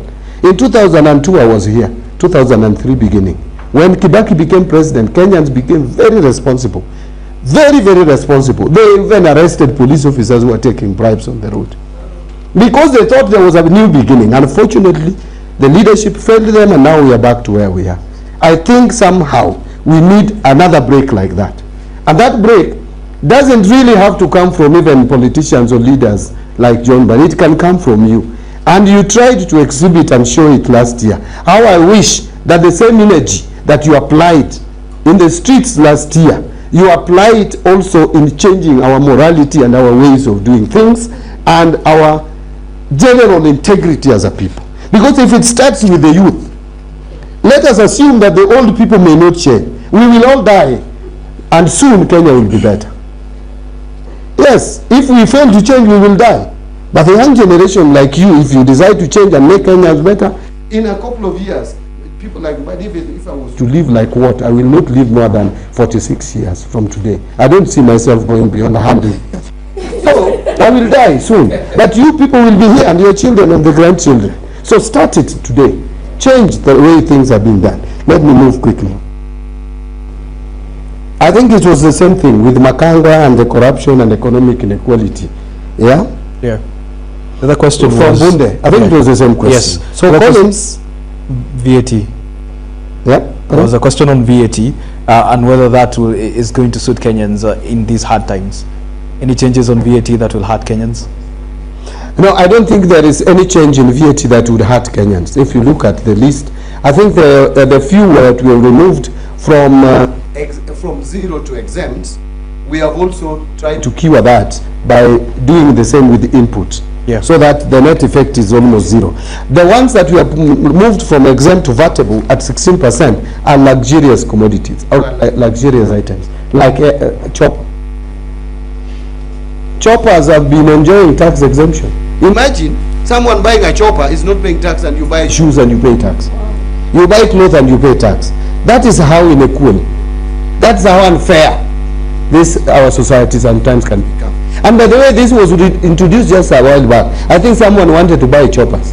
And that person was in a decision-making position. That is very unfair. Just like this introduction in the bill, which was brought in by Parliament, to say that you cannot allow KRA to see certain data. It was brought by some people who maybe are just money launderers, who don't want their data to be seen. If you are not a money launderer, you have nothing to fear. With that amendment, I will tell you. In fact, if I see anyone opposing this, I just know you are a money launderer in a way. Yeah. But anyway, it is there for Kenyans. So what I'm saying in short, that the only things that we are moving to vatable are those luxurious commodities which have unfairly enjoyed tax reliefs at the expense of you and I, whose salaries are being taxed to support some of these people. You are being taxed, imagine on your 50,000, you only earn 35 or 30. And that money is used to allow some people to import shoppers. Youth Fund, Uwezo Fund was the other question. The allocation to Youth Fund, Uwezo Fund, that money is totaling to about 2%. Is it increasing? But you see, the money directed to youth is not just that. There are other provisions in the budget. Even the Hustler Fund is getting more boost, 1 billion more. But let me also tell you, there is value addition under agriculture. And that is targeting job creation and employment. It is for youth. I will also give you another one. In the finance bill, we are doing a lot to make tea sector and coffee sector to be more competitive by giving tax reliefs. I will also give you another example that all this money that we put in health, it is for you, the young people.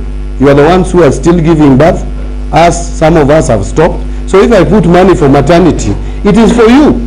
It is not for me. I don't need any maternity. It's now my children who are supposed to be giving me grandchildren. If I'm still giving more children, then I have a problem. So all this money belongs to you. Primary health care is more for you people. So all the budget, look at the budget in totality. Education is for the youth. The money that we provide there is for the youth. But for employment creation, there's money that we're putting putting in for manufacturing sector. There is money we are putting in for value addition. We are putting quite a bit of money to support even the ICT so that the youth are supported. So look at the budget holistically. I think that was the last one. Yeah, that was the last one. Let's take another round. Hey, yeah. We're just going to take just 3 questions. Start with this lady here.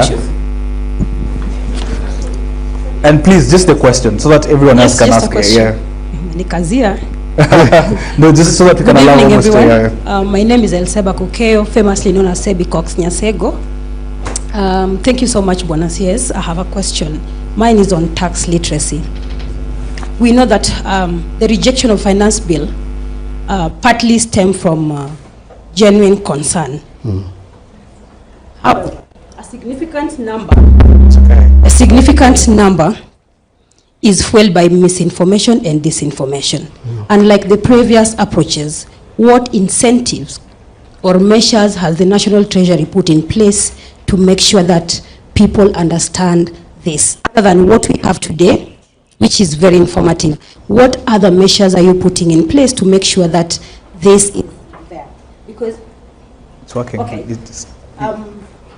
I've seen the participation, the budget participation, the public participation that is going on, but I can tell you for sure, not so many people will access such kind of forum. So what are we going to do? How are we going to use social media? Question 2, on the KRA. As a content creator, my question would be, how are you going to make sure that we are not double taxed or exposed to excessive taxing when it comes to the withholding tax, the digital tax, and all that? Thank you. All right, just one more question. This lady here, We're doing injustice to this cause. I don't know by deliberate or accident. We'll come to you. Yeah, so mine is very simple to Bwana CSC. I think it's I do understand the importance of the government to actually get taxes. I know sometimes it's not easy, but we have to get taxes for this nation to work, and I get that. My question is particularly, I know education was given 701 billion, right? I didn't say my name. My name is Charlotte. I'm trying to be very brief. My name is Charlotte. I think we live around the same place. Yesterday I wanted to come to your place and say, no interview, but so I meet you today.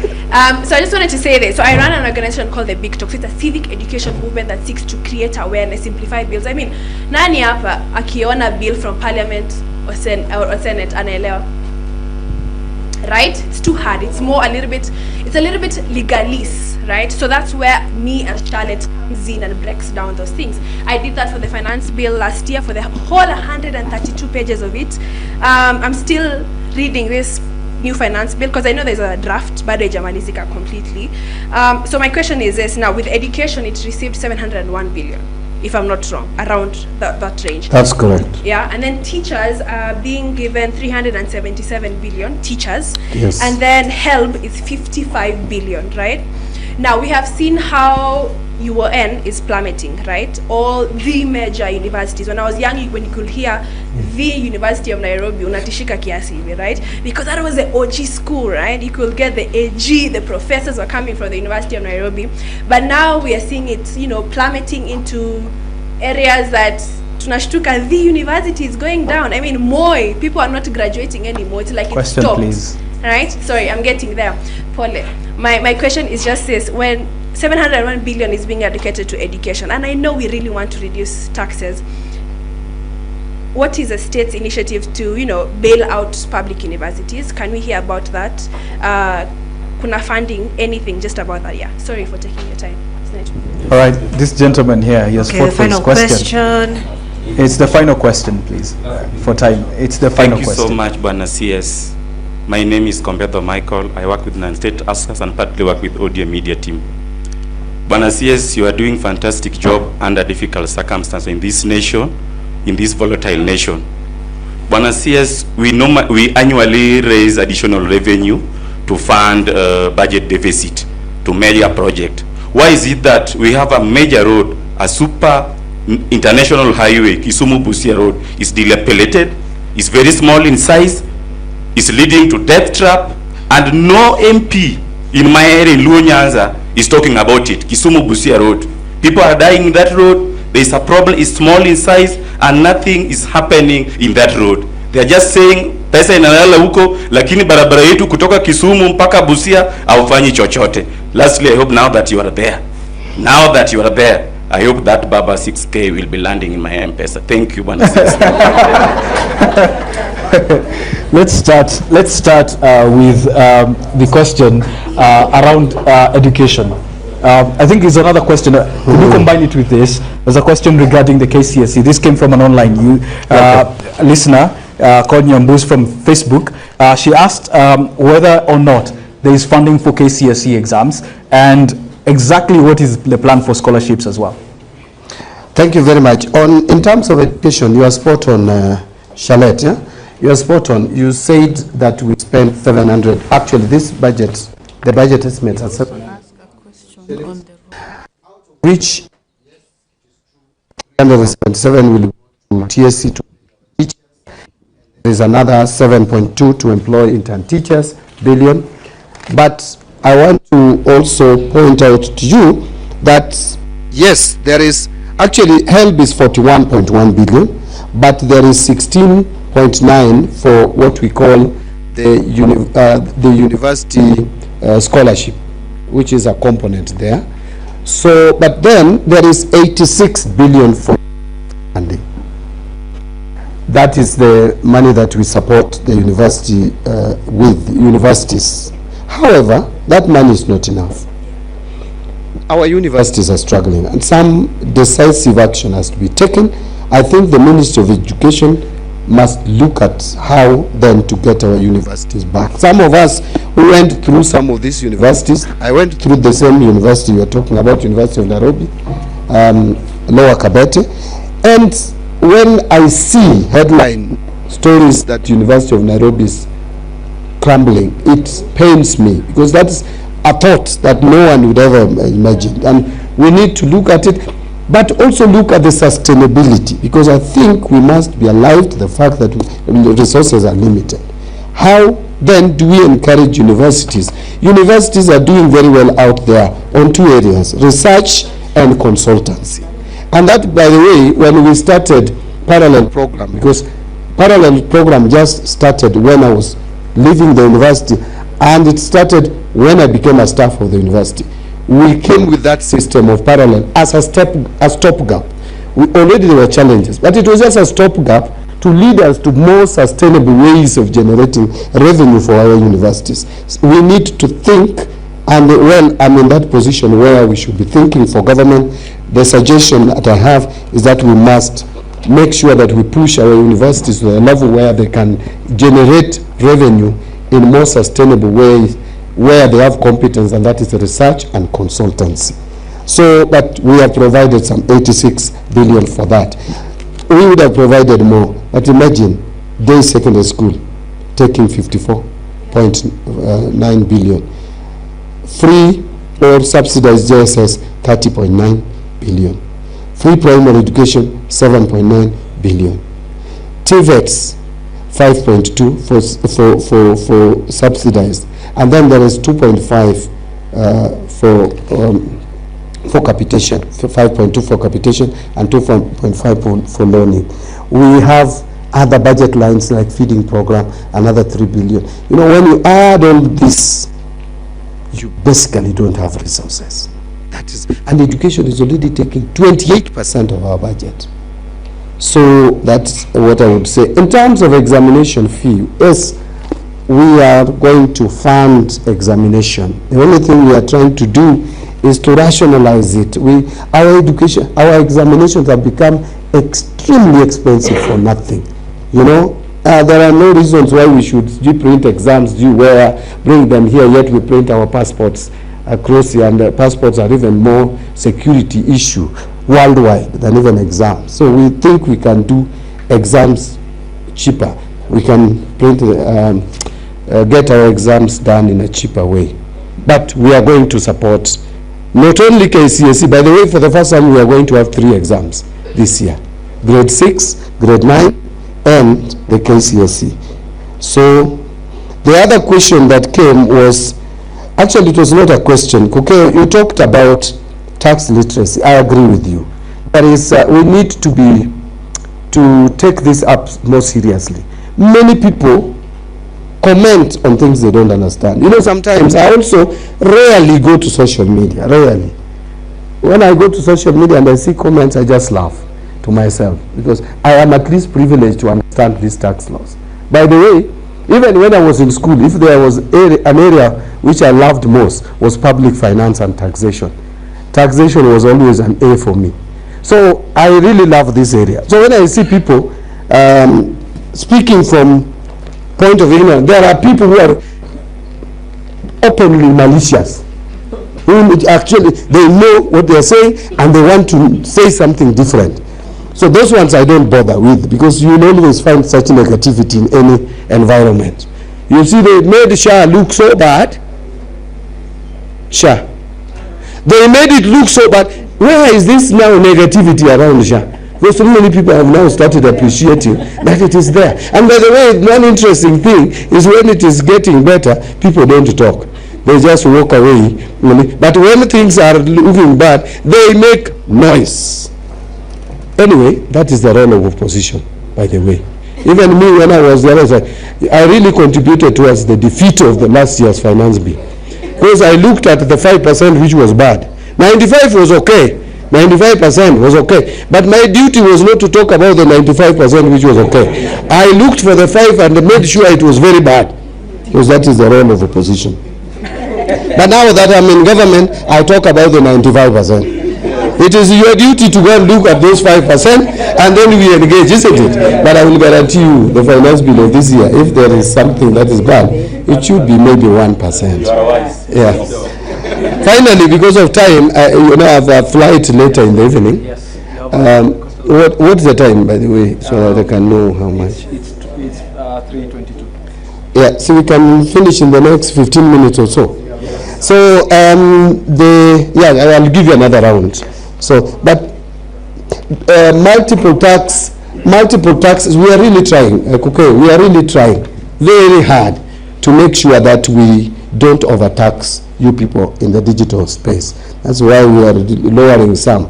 But we can still engage. If there are some taxes that you think, but you know, withholding taxes, you know the reason why we put it for most businesses is to enhance tax visibility. It's actually like an advance tax. So that if you find we have taxed you more, we refund you.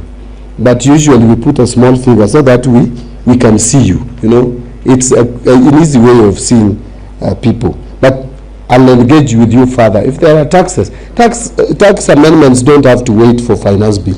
If there's something that you think is very oppressive and is deterring business and job creation, bring it out. Give it to us. Make proposal.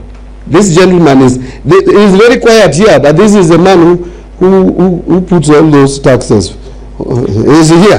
This is my director general. He's called Albert Menda, but don't lynch him in the street. Everything that he prepares has to pass through me. I have to endorse it. And there is another DG here. This is the owner of PPP. He's a new guy.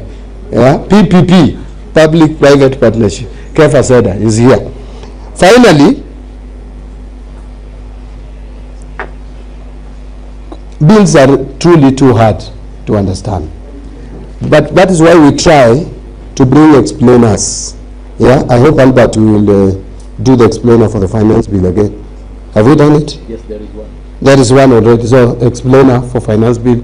Make sure it is in social media as much as possible. You know, we have changed things. How many people nowadays read the language? No, but that one you are right. You know, by the way, these technical people, these my technical people, their language is usually very hard. I'm a bit different. Actually, I try to break down their language. And you give it to them, then they have to be technical. I am a bit different. I'm both technical, political, and everything. So I will make sure that language is more understandable. So let's get easier, simplified version of the finance bill. Finally, Michael, I hope you are not asking me to answer the 6,000. I will only answer the Kisumu-Busia Road. Kisumu-Busia Road, I agree with you, is in very bad shape. maybe something for you to note, we have a road called Lake Victoria Ring Road. It's used to be in 6 lots, but Kisumu-Busia Road was added to it to make it the 7th. So there are 7 lots of about 66 kilometers each. That proposal has gone to World Bank. It's a major road. So for financing, we hope that we are going to get the resources to finance that road. We have, again, I want to repeat, we have challenges with finances. To do a major road in this country now from GOK funds is not easy. Because do you do a road? You know, we ask ourselves, do we do this major highway? Like right now, look at this road here from Rironi all the way to Western Kenya. During Christmas, you take hours on this road because of traffic. Right now we are doing it. It's going to be started in the next 1 month or so, but under PPP. If Busia Road would have been commercially viable, we would take it to PPP, but I doubt. So getting to do a road through GOK funding is a bit of a challenge, because what do? Do you treat people or do a road? Those are the questions that we ask. Do we pay for secondary school education, primary school education? Do we feed our people who are unfed in northern Kenya, or we do a road?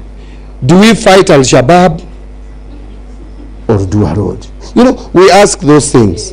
Yeah, so that is those are some of the challenges. Not that leaders are not talking about it.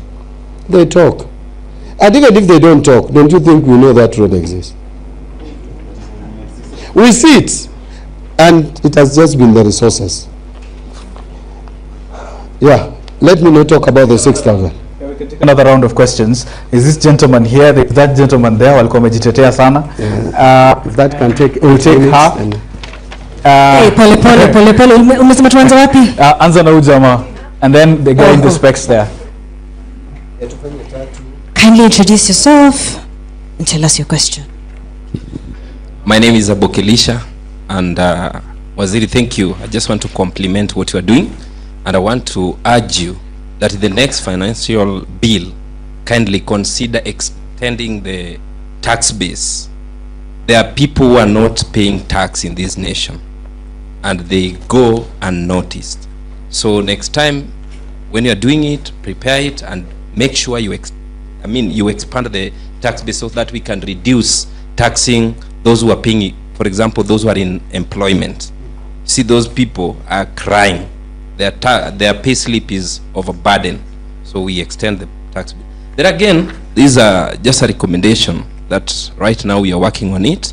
But again, we will present it to the CS Education. We are thinking this way.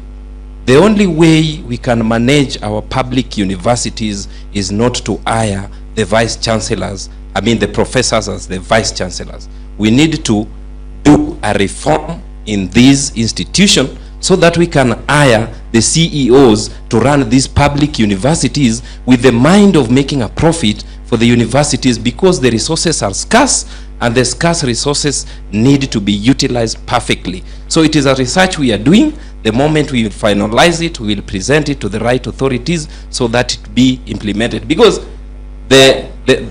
I'm finalizing. Please, we need to ask. We do not have the time. Waziri, nimesukumwa, but I'm asking you, the 6K, Baba promised us. Kindly do something for that 6K. Asante. Next question. Good afternoon. My name is Brian Munaita, President of the Youth Banking Summit. My question is about the integration of the Auditor General's report into the finance bill. This year, I know you're seeking to raise almost 35 billion, but if you look at the Auditor General's report at the end of June 2024, the amount that was unsupported and could not be accounted for is actually 34 billion, which is just $1 billion less than what you're looking for from the MDAs. So how are you planning to use the finance bill or to use the powers vested upon you to bring to account the individuals highlighted in the Auditor General's report and reduce the need for borrowing and extra taxation, because that money is within the country and the Auditor General has already highlighted where it is? Let's come to this end. There's a gentleman here, right behind her. And then this lady, And then we'll take just those for now. I rise to speak on the protocol as already established. Good afternoon.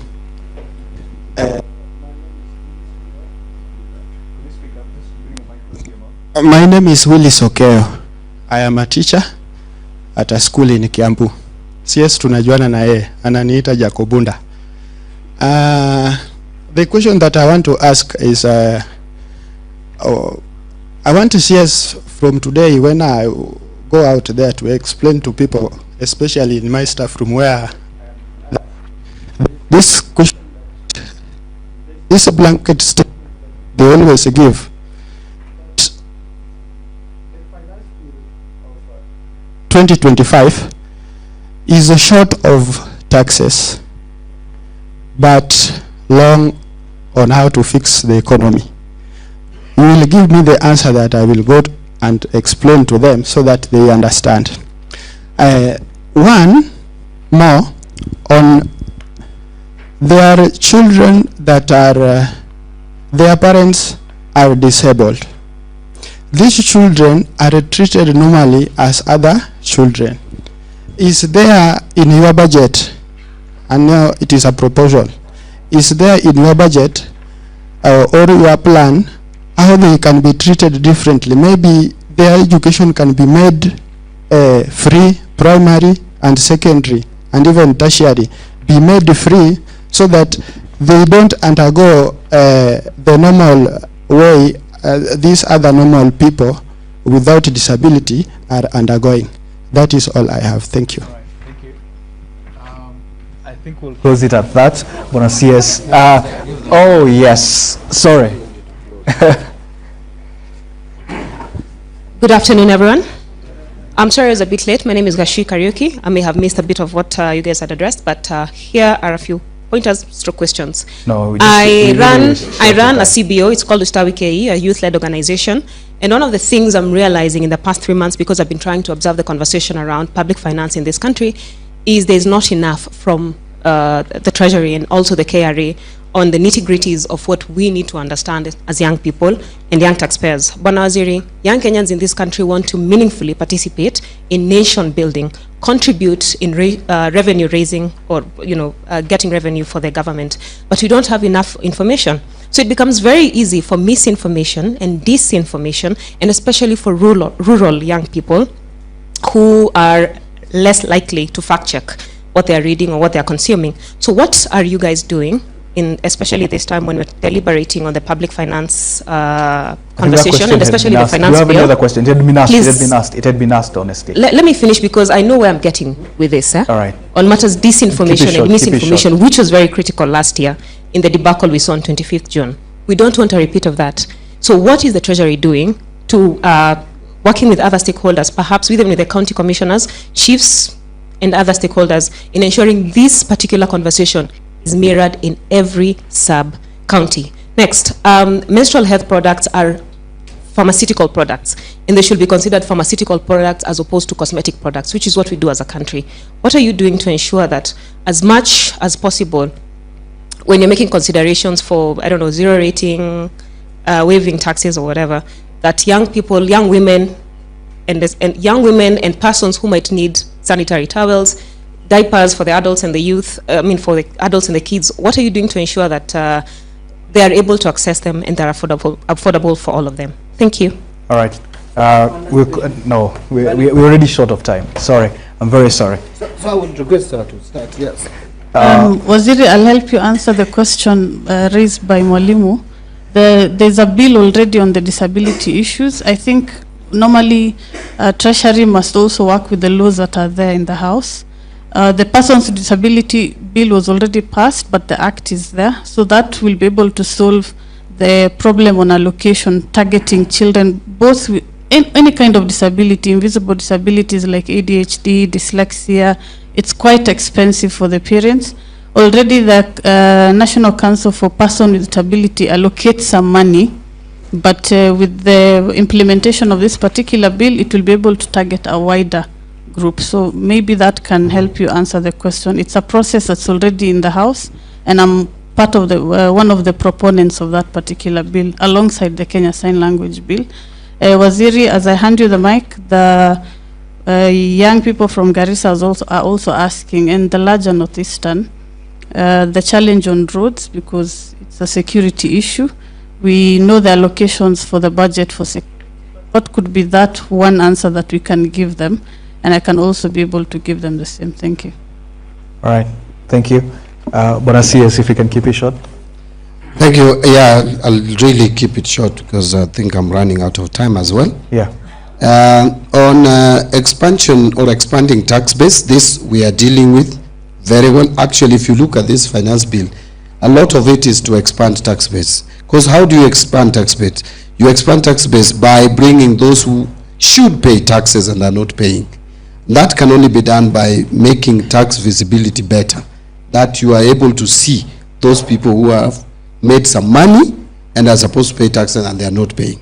So that we are already doing. This finance bill is a lot on reforms. It's a lot on streamlining. And also we are giving capacity to the revenue collector, KRA, to do that, to be able to have tools that they require to be able to collect taxes. On reforms at the university, I think that is a good one. You go on, and I think it will be processed properly, procedurally, so that I'll leave at that. In terms of integrating or integration of the reports of the Auditor General into the finance bill, yes, a lot the Auditor General has spoken to. A lot of it is pointing to procurement challenges, and that is why we are improving procurement processes, and we are bringing in e-procurement as IT solution to our procurement challenges. A digital way of procuring, so that we reduce human interaction with the system. Actually, anywhere where you open a system to human interaction, it is prone to abuse. And so that we are doing. Willis, the other question that you asked was, really this was not a question. I think you wanted me to comment on how this is short, this finance bill is short on taxes, raising measures, and long on fixing the economy. How do we fix the economy? We make business, ease of doing business better. And this you can do if, one, you create certainty in taxation. Two, you make taxation simpler, how people get to compute their taxes. And that is what we are trying to do, so that we don't make paying of taxes punitive, oppressive, costly. That is what this finance bill is trying to address, alongside other challenges. There's a question on lack of information. I think the lady, unfortunately I didn't get your name, but you asked a question about, actually you gave a comment about lack of information, especially in the rural areas. That is factual. And one of the strategies that we have employed with this finance bill and the budget estimates is that we have gone to the vernacular stations, which are listened to widely across the country, and we have assigned our officers. Mwenda here has been very active in various stations, Kiswahili stations. I told him to be stepping in for me in Kiswahili stations because he knows my weaknesses and shortcomings when it comes to that area. But he has also been in relevant vernacular station. I don't want to say which one. I've said relevant because I don't want to profile my staff. Now, I've also personally gone to a relevant vernacular station. I also don't want to say which one again because we are all Kenyans. But I think I've also picked something from you, that we probably need to use national government offices much better, even to also engage in barazas. Because you remember there was a time when chiefs and assistant chiefs had a major role in spelling out government programs, policies, and they were very active and good in doing it. I remember the district focus for rural development was actually being championed and pioneered and patroned through the chiefs, assistant chiefs, and the DOs across the country. That I think we can bring back. On the issue that one of us has raised on diapers and such like, I think it was you again. By the way, we have tax incentives around diapers. People have been saying we are going to tax diapers. It's not there. Hatuna hiyo, iko kwa bill.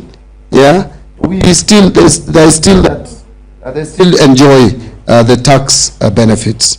Finally, my sister here, Umi, I can't agree with you more. Some areas of this country, and that is where I will end. And when I start speaking about that, I get so passionate because I know what discrimination and lack of inclusivity can mean. I have represented a constituency for 17 years. No, 15 years. The last 2 years I was not representing a constituency. I was nominated member of parliament. A constituency which had 0 tarmac, 0 inch of tarmac road until I became an MP. And even after becoming MP and getting the road tendered and awarded in 2016, that road is not complete even to date. 7 kilometers was done, contractor took off, no payment. Again it was started, no payment. Again started at that time, no payment. Until recently it was started, at least there's some payment.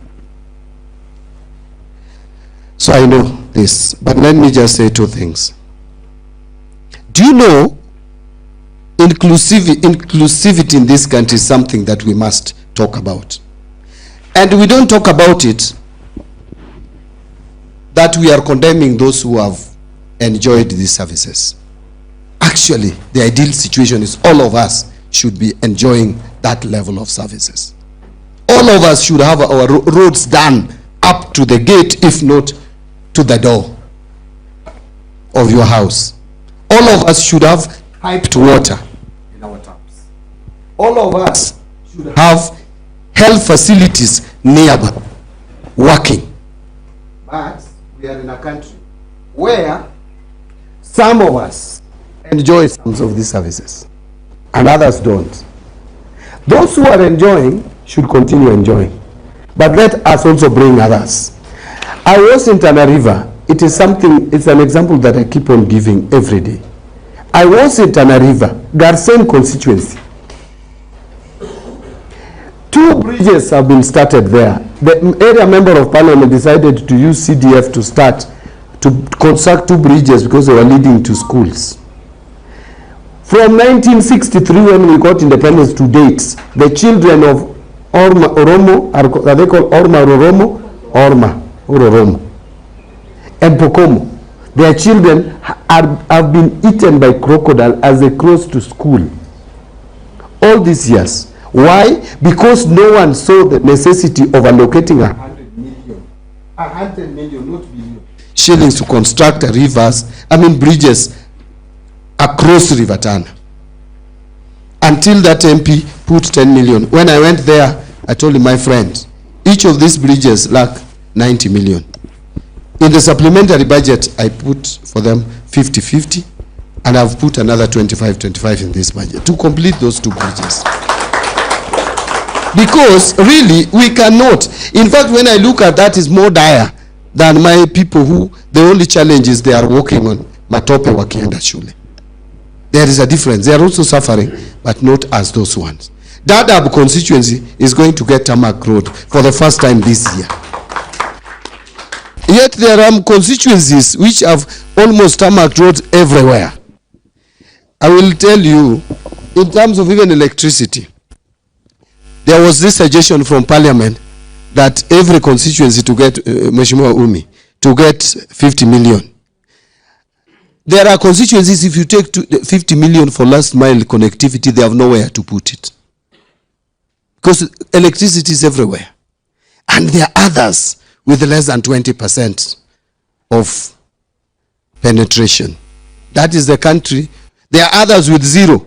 That is the country we are living in, where we have different classes of people. For no reason, and we have been paying taxes since independence, all of us. Some people decided in 1965, and I really, my apologies to those, on behalf of those leaders. And categorize over 75% of productive. Yet you go to Dubai. Dubai is worse than northern Kenya in terms of everything, climate. And you categorize that region as non-productive, and so you take all the resources of the country to specific areas which have been privileged over the years because of weather. That the weather is good, they're productive agriculturally. If they're productive agriculturally, is Northeastern not productive in terms of livestock? More productive. You can't have the kind of livestock that is in Northeastern, you can't have it in Suba South constituency come from. And we are also privileged in terms of fish. You will never find fish that you get there. Hata ukiweka kwa pond, they will not have the same taste like the ones that come from Lake Victoria. That is our resource. So we host and exploit all our resources. Otherwise, ladies and gentlemen, I want to just, as I conclude, and say that let us look at budgets as a national building tool, as a tool to help us enhance cohesion. So going forward, let us be alert when budget begins. Let us engage early. Those issues that were raised here, let 2026-25 be a year with a 27 be a year with a difference, where you start early to raise your voices and ask why money is put here and not here. When you come late in the day, it may be too late to make those adjustments. Thank you very much. God bless you. All right. Gracias. I will just ask you for just one short minute to just wait. We'll take a selfie here with the rest of everyone who is here. But just quickly, if you're wondering where to find the bill is uploaded at the moment. Parliament.go.ke. It's available there, the full bill. You can get to read it and get to see what exactly is being planned for that. You can also get to see the bill on the Treasury website as well. Bonacius, I don't know whether you know, but at the moment you're trending at #1 on X.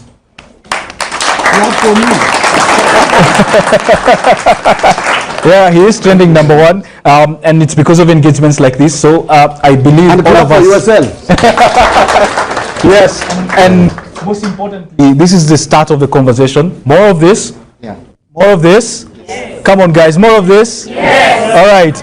So we're gonna take that selfie, but just to thank all of you who have participated in this conversation, online and offline. And if there is any question, keep them coming on Youth Parliament, on #YouthParliamentKE. Keep them coming. Treasury, the National Treasury, and KRA will also be responding to those questions as well as they can. So thank you so much, Kwaheri. Thank you so much for joining us live. I hope we have answered most of your questions. If there is any, keep them coming. Thank you so much. Karibuni sana. Asante sana, Bonacius. Yeah, you can sit there. I'm glad you do not have 2 left feet like me. Yeah? I'm glad you do not have 2 left feet like me. No. Yeah? All right. Good afternoon, all of you. Welcome to the Youth Parliament. This is a space where young people across the country get to interact with the government, and they get to hear what the government is planning for them and how anything the government is working on is going to affect them and where they can plug in. Karibuni sana to the Youth Parliament, and for this first edition we have the Cabinet Secretary for Treasury and National Planning, John Mbadi, with us, and alongside him is one of the youngest members of Parliament, Harun, who is a nominated member of Parliament from the Orange Democratic Movement.